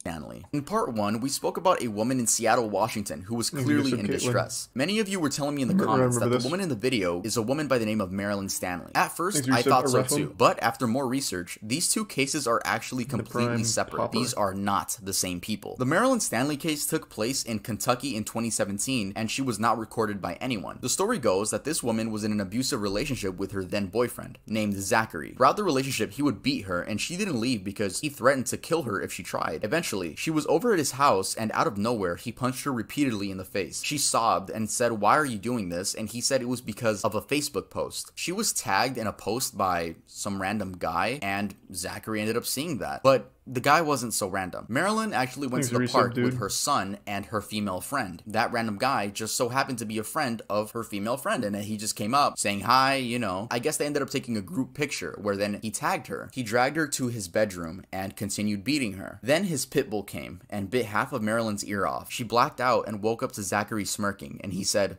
"Look at you. You're bald. Now nobody's gonna want you. Go look at yourself in the mirror." She describes going to the mirror, but you know, only seeing her bloody head. Didn't think much of it at the time. I mean, the adrenaline in you, and you just want to escape. He then continued beating her for another 2 hours straight. And this dude had the audacity to drop her off at her mom's house so her mom could see her. And then he just drove off. So then her mom drove her to the hospital, gonna call the police now. And Zachary, he ended up blaming the scalping on his dog. But detectives were able to find out that the knife he used had scalp on it. So it was obviously him that did that to her to make sure that she wouldn't be able to find a boyfriend in the future. And sadly, the pit bull was euthanized. This idiot ended up getting 20 years in prison, which, bro, honestly, I think we can all agree he deserves a lot more. And sadly, Marilyn has to wear wigs now since she cannot grow hair at the top of her head anymore. God damn. TikTok helped identify an Appalachian Trail killer. Because that video looked like it was like makeup or something. I thought it was like from like a horror set. Flowers Don't Growl. Holy shit. Went camping with her boyfriend at Fall Creek Falls in Tennessee. Taylor was just 5 months pregnant at the time and expected her boyfriend Chris to propose, so she heavily documented their trip. The morning after they arrived, most of the nearby campers left and they were left isolated on the campgrounds. That night, they heard a large boom and went to investigate. It ended up being a car crash about a half a mile away. They just went over and made sure that everyone was okay, and after police arrived, they made their trek back to their campsite. Ahead of them, they saw a man with a flashlight sprinting to the bathroom. They joked about it and assumed that this guy just really had to use the bathroom. However, instead of going into the bathroom, he just stopped, turned around, and started staring at the couple. He then said, quote, "Wow, you guys are fast." Chris thought he was referring to how quickly they got to the crash and responded that they just wanted to make sure that everyone was safe. At this point, Taylor and Chris were just really confused and wondering why this creepy man had a weird smile across his face. They wanted to get out of the situation, so they just said they had to get back to their campsite because police were waiting there for a statement from them. They attempted to walk past him, but the man just kept moving towards them and playing with something in his hoodie pocket. This is where things got really scary and intense for them. The man said, quote, "Car accident? It got me thinking about when I was hiking and passed these flowers. I stopped as they were beautiful and I heard deep growls and it scared me. And it made me think, you know, you never know what day is going to be your last." This is when Taylor finally saw the outline of what the man was playing with in his pocket. It was a knife. She told Chris to run and screamed, quote, "Flowers don't growl," hence her TikTok name now. She and her boyfriend took off and the man started chasing them. They ran back to the crash site where luckily officers were still on the scene. The man must have been scared by the police lights because he just eventually wandered off and faded into the darkness. An officer accompanied them back to their campsite so they could gather their belongings and get the heck out of there. A whole year went by and there was no word from authorities on who this mysterious man was and why he tried to kill them. So Taylor went to TikTok to post her story and share her terrifying experience. Her videos went viral, and Taylor learned not only the identity of the man, but the fact that he had killed someone just 2 weeks after they'd crossed paths. A month after Taylor and Chris's scare in May of 2019, Ronald S. Sanchez Jr. hiked the Appalachian Trail. On the 10th, just 2 weeks after Taylor and Chris were nearly killed, Ronald made it to Southwest Virginia. This is where Ronald ran into the man that attempted to murder Taylor and Chris, who was later identified as James L. Jordan. Ronald managed to send an emergency signal via his GPS device just before James Jordan fatally stabbed him. A Canadian woman nearby was also stabbed and managed to survive by playing dead. She then ran back to meet the other hikers and made a 6-mile trek to safety with them. In April of 2021, James Jordan was found not guilty by reason of insanity. Devious lick trend. The devious... What? I actually just read something the other day that when you plead insanity, it's actually worse for you. Thanks to the resub, Hot Dog, Limbo, and 130. What was that dude's name? James what?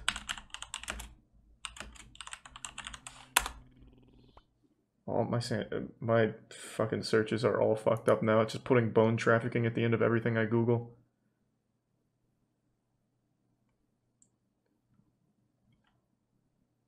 What was it? Not James Corden. The fuck was it?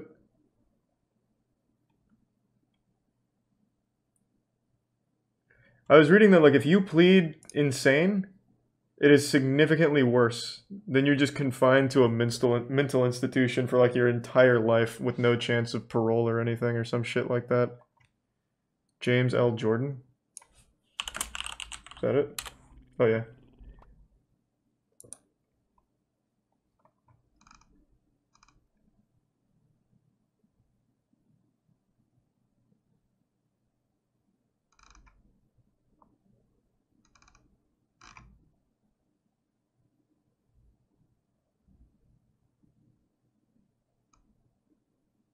Yeah, so he's not free. He's still in federal custody. That's what I just wanted to say. Though there is that... We even went over this on stream a while back. Do you guys remember? I think it was in Canada. There was that guy on a bus who out of nowhere grabbed a knife and stabbed a passenger. I think he ripped his head off, like cut his head off, and ate his eyeballs while everyone else on the bus watched. Because they got off the bus, he just out of nowhere started stabbing some random passenger. They all got off the bus, and he just sat there in the bus and ate the dude's eyeball. That guy only spent, I think it was 5 years in jail, and then was let go. He's completely free, he changed his name, and now he works a normal job. He's just back in General Pop. No, it wasn't drugs, it wasn't anything like that. He pleaded insanity. And I guess after 5 years, they said he was good. No, that's real. What the fuck was his name? We're kind of going back in time because we already did this, but let me look it up again.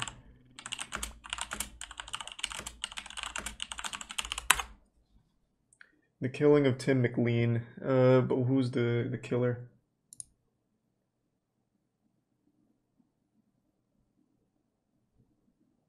Vince Lee. Oh, the man formerly known as Vince Lee.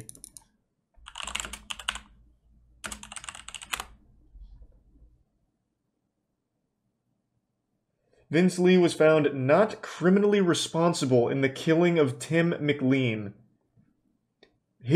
Bro, I don't know who he hired in court. He must have got Saul fucking Goodman. He was found not criminally responsible for the beheading and consumption of Tim McLean.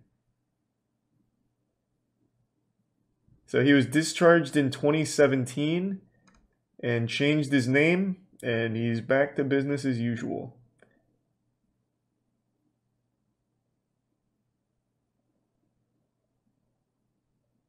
Fucking wild.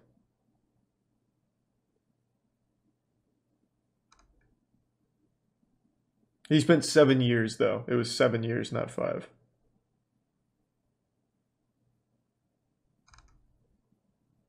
God damn. Wasn't drugs. Apparently, they said that he had untreated schizophrenia. That's what his legal defense said. Whether or not that's true, I mean, that's up to whatever you want to believe. But after spending 7 years institutionalized, they deemed him safe to be put back into like general pop. So he went to independent living. From independent living, he changed his name and now he's just full-blown like back to being a citizen. Though even the people that discharged him have said, I'm concerned about a relapse. So...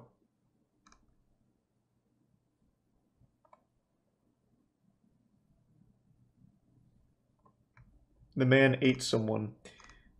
Yeah. Not only did he eat someone, he ate like the worst part of someone. He ate a fucking eyeball.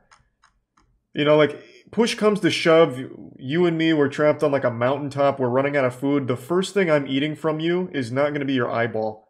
I'd start with something that looks a little familiar, like maybe like your leg or something, like nibble on your calf. I would not start with an eyeball. Thanks to the resub. Bob, Lunar, and Straight Up. And the Prime Sinister.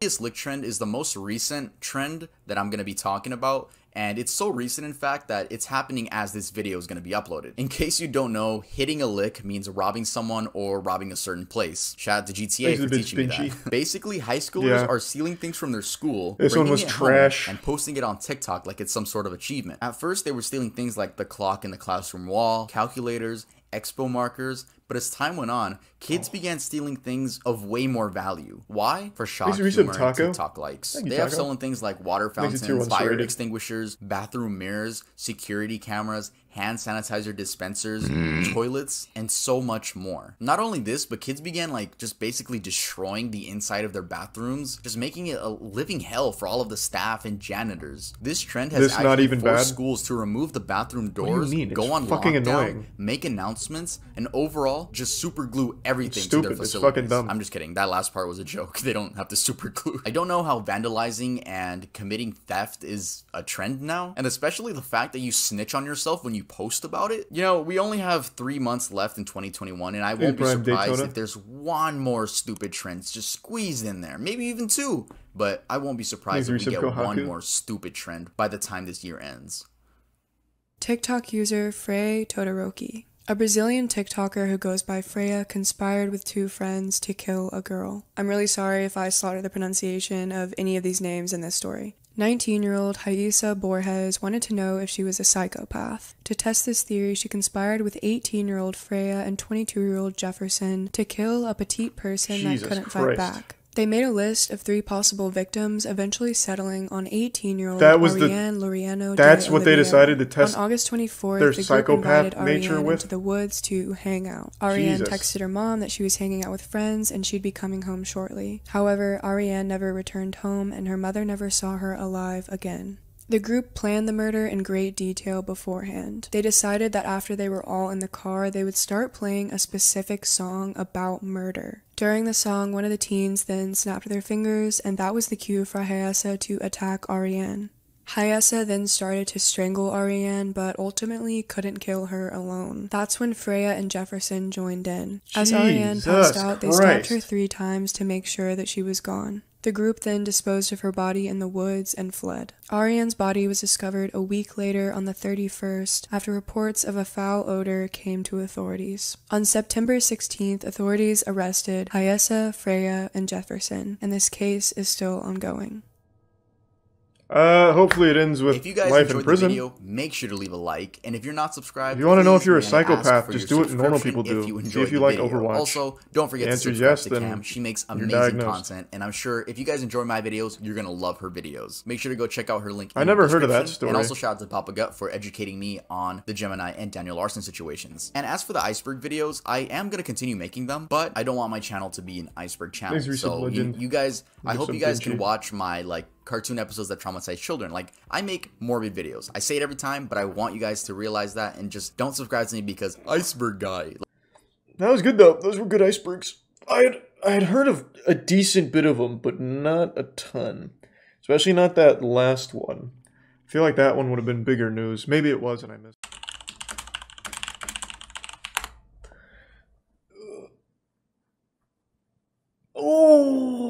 actually remember this story. I haven't seen his video on it, but I remember this was on Reddit. There was a random TikTok that was taken, well, at least this story, I guess the whole thing might not be connected.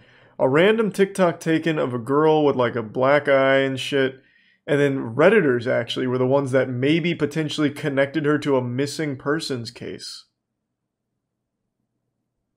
I don't remember the result. I don't know if it actually turned out to be true or not, but yeah, I guess we'll check it out, sure. This 14-year-old girl is accused of stabbing her sister to death. Thanks to Tier 1 Sam, Tier 1 Pringles, and the resub Brian, and the Prime Brad, Airman, and WQ, and Tier 1 Iron Man. Yeah, someone mentioned the Andrew files earlier. Hey guys, welcome back to another video. Today we're going to be talking about the darkest TikTok Iceberg. Now this is a sequel to my darkest YouTube Iceberg, but this video is a lot more gruesome. Reason being, because in the YouTube Iceberg, we talked about just creepy videos on the website. Now for this TikTok Iceberg, we're going to talk about real world events. In case you guys don't know how an iceberg works, which you should by now, honestly, it's a list that starts at the tip and ends up going all the way down to the dark abyss. As we go down, we begin covering topics that not the general audience knows about, but we're actually switching it up for this video. We're not doing it from most known to least known. We're doing it from most tame to most gruesome. This video gets really, really, really dark, and it sounds so ironic because it's TikTok, but you guys would no, TikTok's a fucked platform. Also, I made Shit's this nutty. list. Here is the list. If anyone else wants to make a video on it, just make sure to credit me, and you can add on, remove, I don't care, but I made this list because this didn't really exist before. I hope you guys watched the whole thing. By the way, make sure to follow me on Instagram and subscribe to the channel if you are not already. Actually, don't subscribe yet. I'll earn your subscription by the end of this video. Hey. Yeah, without further ado, let's head on to the iceberg. The tip of the iceberg. Botting accounts. Like most social media, TikTok has underwhelming. Users that want followers can easily look Everyone up knows TikTok's TikTok botted the fuck on Google and be met instantly with millions of results. Most being shady websites. I saw some wild stories on that iceberg though. Not only can you buy followers, but you can buy views, likes, and even comments. I don't know how lame you have to be to do that stuff. Hey, fun fact. That's how Travis Scott started. Travis Scott bought all of his followers on SoundCloud when he started. His manager came out and said that Travis Scott, paid him to set up a bot farm for his SoundCloud engagements, and then he was able to pitch that manufactured success to a record label. So yeah, that shit really works. Jail talk is a term used for inmates which have their cellular devices with them and make TikToks. These videos are for the most part innocent and wholesome, with the comment section usually joking about how they can escape. They're not hurting anybody, but there is a reason why they are in jail in the first place, which is why they are on this list at the tip of the iceberg. Fetishization of murderers. TikTok is a place for anyone with any interest. That was big on Tumblr. Some people are interested in murderers. I mean, my whole channel is dedicated to morbid topics. But some people, mainly young teens, push the boundary a little when they begin romanticizing these murderers. Take Cameron Herron, for example. In April of this year, this 21-year-old man was sentenced to a total of 24 years in prison for killing a 24-year-old mom and her baby during an illegal street race. Yet people on TikTok were begging for his freedom because he is quote-unquote cute. With dedicated fan edits, comments like, chances should be given and he deserves it, and he is innocent, please let him go, or justice for him. They still exist. I see them on Twitter all the time. These comments have no real sense of murder and have no idea how this affects the family. Hey Emily, just because you sat through the entirety of true crime on Netflix doesn't mean you have a special connection with murderers. It's not only male murderers that are simped for, though. There's also the case of Isabella Guzman, who in 2013 was the age 18 and stabbed her mother 151 times, killing her. TikTok teens began requesting for her freedom because 1, they just thought she was cool, and 2, people said that the only reason she killed her mom was due to being abused, though that was never proven, so people were just going off word of mouth. Fetishization of school shooters. Just like young teens simp for murderers, they also simp for school shooters. Most notably, Devin Erickson, which we actually talked about on this channel back in March. Who the fuck is that? That's exactly what you'd expect. Fan edits, comments saying he's hot, and I wouldn't doubt some asking for his freedom. Speaking of romanticizing school shooters, I remember FTP made a couple shirts referencing who the fuck was that? I've never heard of that guy. He was a school shooter? Dude straight up had like cotton candy hair. I guess it's good that I have no idea that dude's name. But yeah, no, I had no clue. I've never seen that guy before in my fucking life. Columbine school shooters, Eric and Dylan, and in one shirt, there's a print of both of them after they committed. I don't know who started this trend of thinking school shooters are people you should idolize, because they're not. They're shit humans that took away lives of innocent people. Yep. Hey guys, I just want to take a few moments out of this video to talk about today's sponsor, Atlas VPN. They actually sponsored the last Iceberg video. Nice. Buying rare usernames. Rare usernames are exactly that. Usernames that are 3 to 4 letters each, or usernames that are a single word or name. Twitter and Instagram also have these communities which sell and buy rare usernames. These purchases take place outside of the app on forums and sell for upwards of $4,500. Usually these purchases are made using cryptocurrency, but at the end of the day, it is up for the people within the deal to decide. Fake TikTok login sites. I haven't heard of that one, This is a scam that aims to steal your account by collecting your username and password. Scammers do this by sending you a fake login site that looks just like the real TikTok website, except the only difference is the URL. The URL should be tiktok.com, but instead is something like tiktoklogin.site. Once putting your information in, you'll be met with a fake 404 error screen. The Surface. Faking disabilities. There was an instance this was big, this girl still on TikTok big. did some detective work and found out that the account at Adopted and Disabled Child was actually a guy pretending to be disabled. For what? I'm assuming for clout and then collecting donations afterwards. All credit to her because she actually found out that the quote-unquote disabled man in the video is a soccer player for a Norwegian football team. What goes on through your head to say, you know what? I should fake a disability today and post it on TikTok. Eventually, your friends and family will find out, and if not, then a random girl on TikTok will. Lopez brothers. Okay, I honestly don't want to waste my breath on these fucking idiots, so I'm gonna make this one really quick. Yes, they are both guilty of soliciting minors. Yes, there is proof. She's 14. And you are how old? Who the fuck are they? I've never heard of them. 23. Yeah. You know what can happen to you? I do. You can end up in jail. I do realize that. Man, that video didn't really pop off. Let me take a peek. I bet they're doing just fine on TikTok. Honestly, it might even be good marketing on TikTok, so that way the little girls think they have a chance with them, I guess. Which they very well might. Tony Lopez. That's not Tony Lopez, that's an old man. Tony Lopez has 23 million followers, and he's doing real well. Posted a day ago. Let's go! He rated his attractiveness. Look at this. Nice. Yeah, no, that really, man, him being outed as a pedophile apparently really, it really ruined him. Who was the other one? Andre Lopez? He probably took the brunt of it. 21 million followers. He's doing even better than his brother. Hey, look, he's doing a dance. Nice. See, that's the beauty of TikTok. No matter what you do, you can't be canceled on there. And you know why? Because kids don't care. Kids do not give a shit. These two could have literally executed a child on TikTok livestream, put a gun to his head, blew their fucking brains out, and then did a dance on their corpse. Kids would have forgiven them. Literal next day. You can end up in jail. I do realize that. And yes, for some reason, little girls still love them. Oh, he even mentions it, yeah. Jarob. Jarob was a TikToker with 4 million followers. His content consisted of being politically correct and... yeah, that was it. His TikToks would get millions of views, and I'm sure you've seen him on your For You page at some point. Well, last month, multiple minors came out explaining that Jarob had groomed I guess Tori. One of them, the one that got the most views, was a boy by the name of DYLG16. This person goes on to explain that Jarob is a disgusting hypocrite and abuses his clout to groom and prey upon underage boys. He goes on to say that Joe asked for his Snapchat during a live stream, and that led to Joe being invited to Zoom calls with his friends. Joe would send him and his minor friends online BDSM tests and would ask to see their scores so he could see what their kinks were. He then personally invited the 16-year-old minor to stay with him at a 1-bedroom Airbnb. He even offered to buy him alcohol. And if that wasn't damning enough, Jarob ended up deleting his account shortly after these allegations came out. Bro, if there's one thing I don't like, it's fucking groomers, bro. Get the fuck out of here. You're weird. You're weird. You're weird. Cartel TikTok. To be fair, that dude probably wouldn't have recovered.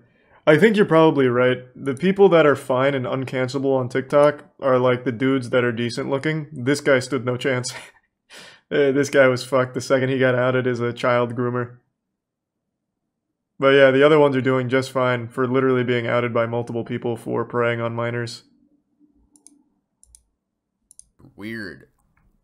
Cartel TikTok. Cartel TikTok is a series of TikToks that display the lavish lifestyle of the cartel, or, well, the bright side of it, if that's what you want to call it. All of the expensive cars, houses, jewelry, and money. There have also been some more violent ones of members shooting at rival gangs and the police. Apparently, I'm saying apparently because this is word of mouth, teenagers from the US were really intrigued by the lifestyle and asked if they could join the cartel. Some cartel members would respond and say yeah, and they would force these teenagers to smuggle drugs for them, I'm assuming into Mexico. As of now, TikTok has taken down any hashtags related to the cartel. Damn.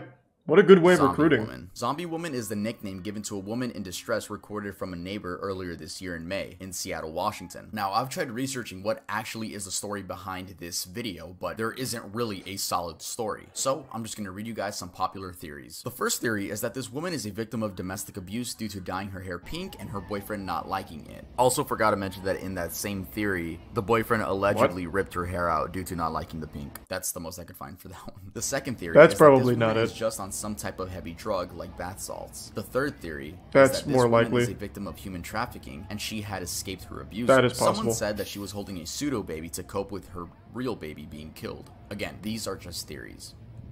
Man, that actually does look like a fucking scene from Martyrs, if any of you guys are unfortunate enough to have watched that movie. That movie's disturbing. This actually does look like a scene from that. So this was real? This wasn't like some theater promotion thing or something? Like some kids doing high school theater? Because the cops are actually here, so I'm guessing this was a real person. Damn, that is fucking sad. Martyrs isn't that bad? Bro, that movie hits hard. That movie, not just the gore shit they show. That movie, even its message is disturbing. The whole movie is about torturing women so they can get as close to death as possible, so hopefully they'd have an out-of-body experience and see what's on the other side. And to accomplish that, they torture the women by literally peeling all of their skin off, degloving their whole body. That movie's nutty. That movie is really nutty. Someone said that she was holding a pseudo baby to cope with her real baby being killed. Again, these are just theories. The body. Indian trend. Yes, you heard that right. I know I'm gonna censor a lot for this video. Hope you guys still watch. Before TikTok was banned in India, in the summer of 2020, a popular Indian user by the name of Muhibur Rahman and his friend filmed and uploaded a disturbing video where they duetted a woman's video. I'm assuming the woman's video was made to raise awareness of sexual abuse, but these two men used that as an opportunity to make it seem like they just got done using her. Another popular Indian influencer uploaded a similar video, but instead lip-synced to a song with the lyrics, "Only I have a right over your body." Eventually, women of India took to Twitter to report this new trend, and the chairperson of the National Commission for Women in India took note of this and managed to get TikTok to ban the trend. Holocaust challenge. Yo, I remember this one. Stuff I'm saying right I remember that one. This is real stuff that happened on TikTok. In August of 2020, a new trend began emerging in US TikTok. In this trend, teenagers would pretend to be Jews that had died during the Holocaust. Yeah, that one was pretty fucking crazy.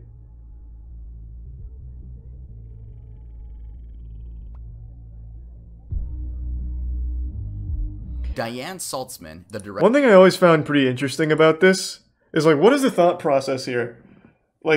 So they died at Auschwitz and they went to heaven, and yet they're still covered in dirt and hurt and stuff even while in heaven. That's gotta suck. You go to heaven in the same state you left the world. If you get hit by a fucking train or something, you just go to heaven in pieces. That'd be terrible. What a horrible entrance. Diane Saltzman, the director of Survivor Affairs at the U.S. Holocaust Museum, told Insider, imitating Holocaust experiences dishonors the memory of victims, is offensive to survivors, and trivializes the history. I don't know how fucking stupid you have to be to do this shit, bro. That's just weird and disrespectful. Fucking weirdo. I like that I could shit on these people and there's no backlash because they all do stupid shit. Give me more ideas for Iceberg Part 2 for TikTok so I can shit on more people. Ronnie McNutt video. This one, I remember this one too. TikToks would be posted onto the app. Fuck, this one was heavy. Until the TikTok would then cut to a clip of a man shooting himself in the head with a rifle. Well, he actually shoots himself in the face, not Well, like we're like right here. I'm sure you guys have probably seen the video. These TikToks were disguised as your average dancing videos, that was a memes, fucked up K-pop trend. fan cams, and everything else, but were meant to traumatize kids on the app. In case you're wondering exactly who started making these videos, there is no lead, but I'm sure we can all assume it was some edgy teen who just wanted to make some kids' days that much worse. The man in the video is Ronnie McNutt, age 33. A friend of his named John Steen, who was a live viewer of the stream, confirmed that the rumor of Ronnie doing this, quote, because his girlfriend broke up with him, is entirely false. He explains that Ronnie did this due to suffering from PTSD and depression. Oh, yeah, that one was super TikTok sad. beheading video. In the summer of that this one was year, really fucking a video sad. began Thanks for your circulating Pablo. on TikTok that showed a little girl dancing and then cut to a video of someone getting beheaded. We're assuming it's the Mexican cartel because they are speaking Spanish in the video. Everyone assumed this person in the video to be her. Well, spoiler alert, it's not. They're two different people. It's just a random girl and it cuts to a Mexican cartel video. Like the Ronnie McNutt video, this spread like wildfire. I'm sure people would just post the video itself or like cut the clip into a normal TikTok and trick people into thinking they're watching a normal TikTok, and then it cuts to that clip. Anyway, like I was saying, the girl dancing and the person in the other video are not the same person. That person is a man by the name of Rodolfo Bellucci, which coincidentally has the same body type as the girl. If you're wondering how a tween girl and a grown man were mistaken to be the same person, well, almost all gore videos seem like they're filmed on a fucking Chromebook, so the best you'll get is 360p.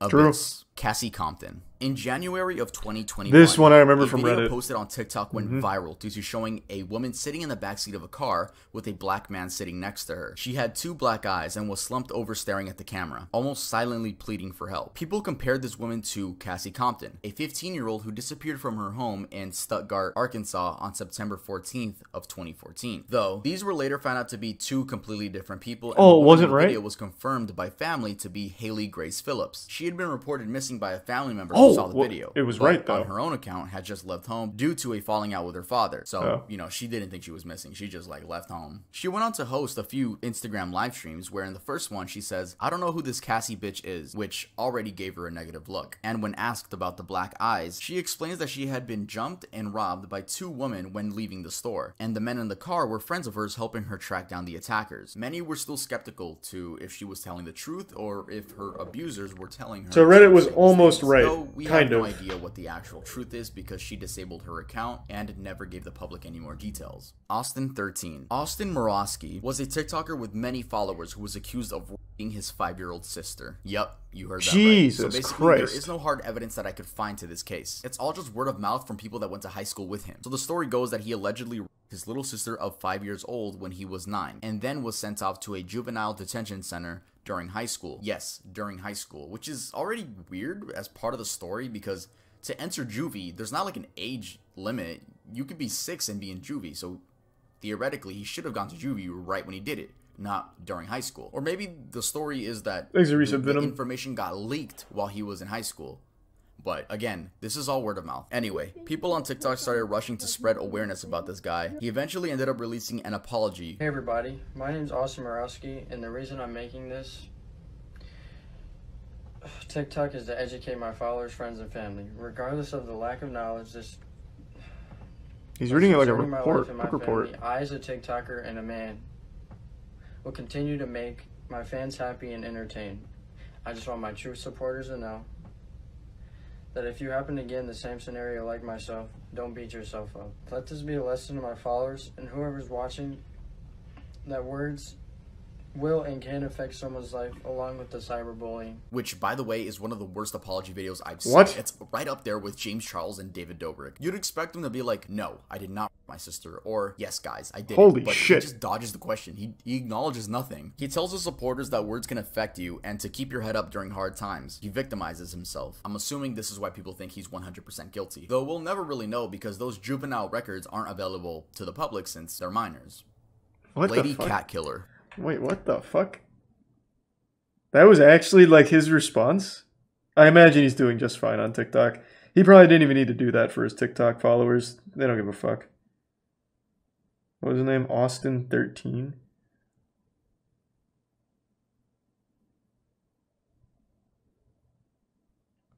He does not have a TikTok anymore. That's a first. Unless he changed his handle. Thanks to Prime Frog in the resub Oscar. Yeah, I typed it in right. The AWS. Yeah, I typed it in right. Oh, 316. Oh. Okay, hold on. Let me double check.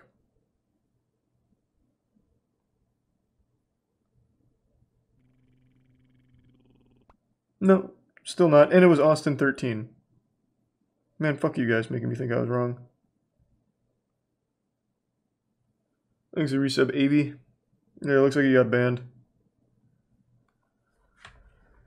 In 2020, there was a person that would go on Omegle with the tag furry Stone Cold. Oh, you son of a bitch. Skinned and burned cats, I see. skulls, and other things of that nature. Even though this happened on Omegle, the quote-unquote lady would post on TikTok, which is why it's on this iceberg. If you were on TikTok at the time, you might remember the amount of people that were talking about this. Shout out to the Netflix documentary, Don't Fuck With Cats. I love that. I love that film. That was cool. It was never proven or not as to if she was the person on TikTok, considering many accounts were made due to getting banned. But whoever was on the account seemed to be trying to pull off the "you'll never catch me" scheme, which no, it was 2020, your ass is gonna get caught. And actually, law enforcement did get involved, and it is most likely that this person was tracked down and charged. Though we'll never have any confirmation because we don't know the cat killer's name, which means we can't look it up on public records.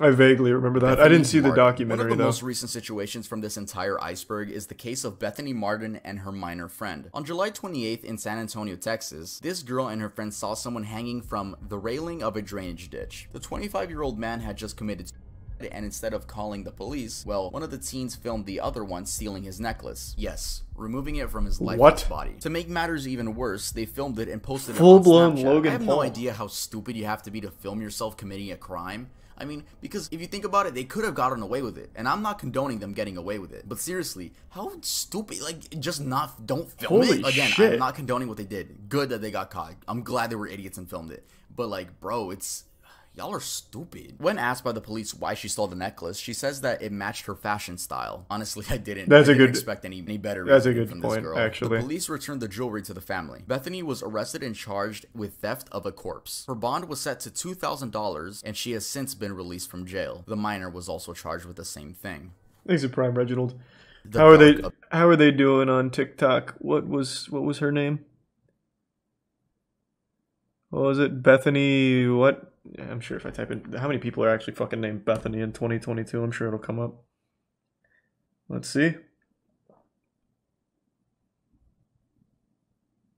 Is it Bethany Martin? Bethany what? Bethany 3160. I'm not falling for it twice.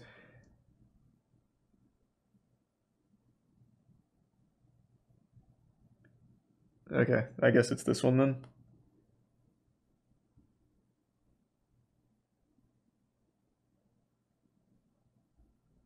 No, it looks like she has also been banned. Man, maybe TikTok actually does sometimes take action. Then why not for the other, like, predators? Yeah, it looks like she is also off. Her name was Bethany Martin. Unless she's just not popping up when I search her. No, she's also gone. Thanks for the 5 gift subs, G-Chill. Thank you for that, man. Thanks for the Prime Inzo and the gift sub Sakurai. Abyss. Zachary Lathan. Her account still exists, it's at 50K. The TikToker who killed his neighbor for clout. Thanks for some Zachary Dal Lathan stars. did just that, though whether he did it for clout or not is unknown. Here is a rundown of the story. Zachary had been having problems with his neighbors due to driving recklessly in the neighborhood. At one point, he films a woman that's part of the family and calls her a Karen repeatedly. He then allegedly swerved his car into their son's bike while he's biking. Eventually, the family's son and father confront Zach by going to his house, and meanwhile, Zach's wife is recording everything. Yeah, the dude had a wife at the age of 18. Anyway, Zach ends up going ape mode and stabs William in the armpit, puncturing his lung, killing him. People say this was an attempt to gain TikTok clout since the wife was recording, but I personally think it's just a man with mental and anger issues not knowing limits. Also, the argument that he did it for clout is odd considering the dude he killed came up on his property first. You would think that he would go to the neighbor's house, kill him over there. But no, the people came up to his side, and I'm not defending again, that kid's a fucking idiot. But yeah, rest in peace to that man. Rest in peace. Joseph Jimenez. I'm assuming Another that recent TikTok event from guy's this in list jail is now. this Joseph Jimenez movie theater shooting. This happened last month in California. Anthony Barajas, a 19-year-old TikToker with about 1 million followers, and his friend Riley Goodrich went out to watch The Forever Purge, where they were shot and killed by a 20-year-old man by the name of Joseph Dumbass Jimenez. A reporter actually conducted an interview with this person, so I'll give you guys some takeaways from that. The movie theater was mostly empty. There were only a total of 6 people, 3 of those being Riley, Jimenez, and Anthony. The other 3 were Jimenez's friends. Halfway during the movie, Jimenez went to go get something from his car, and he told his friends that he came back with a gun. In the article, it says that his friends left to the parking lot. I guess they were just like weird. They were just fucking scared. They went to the parking lot. Then they see Jimenez running to his car, getting in, and speeding off. The bodies of the 2 teens weren't found up until the cleaning crew came up, which is odd. Like, no one heard a gunshot, like 2 gunshots in the movie theater. Anyway, I mean, it could have just sounded like the movie. Execution style. So Jimenez went behind their seats, aimed his gun at the back of Anthony's head, and shot and killed him. When he killed Anthony, Riley reacted horrified, and then he shot her in the head as well. Riley died at the scene, and Anthony was on life support for a couple of days until eventually dying. When explaining why he did it, he says that voices were telling him that by killing both of those 2 teenagers, he would be saving the world. Fuck, maybe, Jesus Christ, maybe that Reddit commenter really was real then. Fuck me, oh my god. What? Jesus Christ. Yeah, going out in public's scary, man. What's the name of that old song from Under Oath? It's dangerous business going out of your front door or something? The shit is super true. And it really feels like more and more people are becoming unhinged. I don't know what it is, but it just really feels like more often now than when I was growing up, people are becoming significantly more on edge and dangerous. Thanks to the tier 1 Dat Boy and the resub up down. It might just be like more access to information, but goddamn, this fucking scary. Claire Miller is a 14-year-old girl that murdered her disabled sister, Helen, that had cerebral palsy, a disorder that affects a person's posture, muscles, and balance. We actually covered this topic on the channel when it happened back in February, and I also remember that this was an interesting case because there wasn't really like a reason. You know, there wasn't really a reason, so I'm gonna let my past self explain to you guys that. At 1 in the morning, the police got a phone call from Claire herself saying that she had just murdered her older sister. Her older sister, it was 19 years old and she was wheelchair bound. So she had a disability, but it doesn't really say what disability she had. So it says here that Claire hysterically called 911 and just admitted to murdering her sister. And when the police arrived, they noticed that she had tried washing the blood that was on her hands in the snow on the ground. So I guess there was just bloody snow everywhere. And they had found a knife inside of the older sister's neck. The name of the older sister was Helen Miller. I don't want to just like not mention her name. And since this happened in 1 in the morning, it says here that the parents were asleep. I don't know how you could sleep through a murder. You know, we don't know that many details, and I honestly don't really want to cover an update. They are charging her for murder as an adult. She's not being charged as a minor. She's being charged as a full adult. So she's That's gonna good get news. Consequences, bro. She's probably gonna get like life in prison or 100+ years type stuff. It's obviously that this Claire girl has a mental disability. Like, no one just murders out of nowhere. Even in her mugshot, like, she looks like she's not fully there. Okay, cool. Let's head on to the next topic. God damn. Nicola Priest. This is by I think as TikTok continues to grow, pretty much every criminal ever is going to be able to be traced back to a TikTok account. So literally every criminal from this point forward, I imagine, will be able to watch TikTok videos of them doing the Doja Cat dance or some shit at some point. Because it's just everyone has one now. So literally every single murderer is also going to be a TikToker by extension. That's a pretty wild future. One of the worst things I'm going to talk about on the channel. So this woman from the UK named Nicola Priest would post TikToks mourning her dead daughter. Her daughter seemed to be like about 2. And I'm sure when people saw this on their For You page, they would, you know, leave loving comments like, oh no, you're strong, you're gonna be strong. Come to find out, this woman actually murdered her own kid and then went on TikTok post mourning her own daughter. People found this out because you can actually search her up on public records and it says there that she murdered her kid. She only got 15 years in prison, which is so fucking weird. Why? So yeah, when that information came out, it flipped the story on its head. Now people see this woman as a demon because that's what she is. And if you go back and watch some of the videos, her account is still up, by the way. If you go back and watch some of the videos, it's so fucking creepy seeing Like, just no. Why? Why is her account still up? Acting like she didn't fucking kill her own daughter. What? What was her name? Nicola Priest.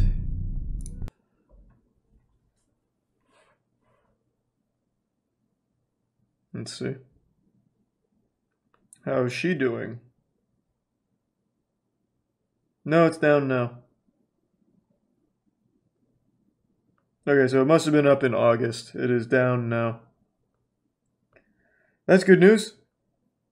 So far, almost all of them have been. I'm very surprised. Usually they're not. Why just 15 years? I have no fucking clue. I have no idea. I imagine, if I had to take a guess, I would say it's probably the UK. Let's see, in fact.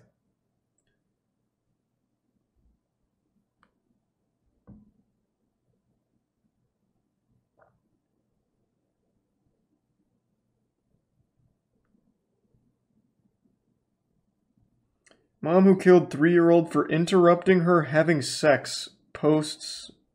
What? Posts apology to her parents. And yes, she was from Solihull, England. She made a fucking YouTube apology video for killing her 3-year-old daughter. She was having sex with her boyfriend and got interrupted. And so she killed her daughter. What was the thought process? It's not like she was going to go back to getting laid after committing a murder in front of the boyfriend.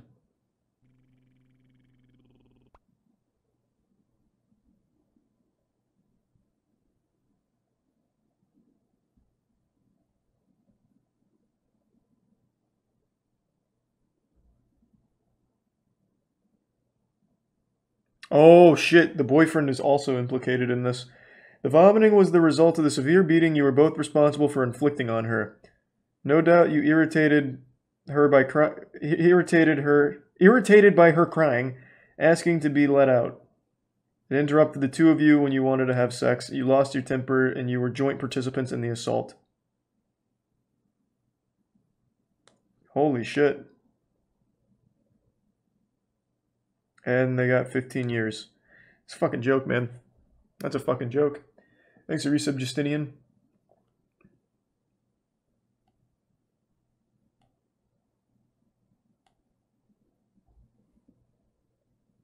Yeah, so they beat the kid to death. Yep, that should be life for both of them, I would say.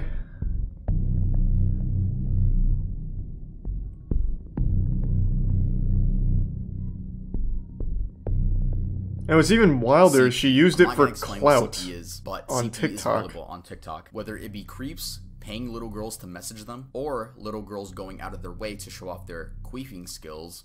I'm not lying. You can't fucking believe I'm serious. There are so many grown, disgusting ass. There's a queef trend on TikTok? TikTok just looking for children. So the most I could say for this is just protect your children. All right, yeah, that was the Iceberg. That was a lot of shit. Let me know if you guys want a part 2. If you guys want a part 2, you guys are gonna have to let me know a lot more information. Let me know what I missed. Maybe there's some crazy topics that I missed, but let me know what you guys want to see. There's a shart trend as well. Now that just sounds like good fun. No one's getting hurt in a shart.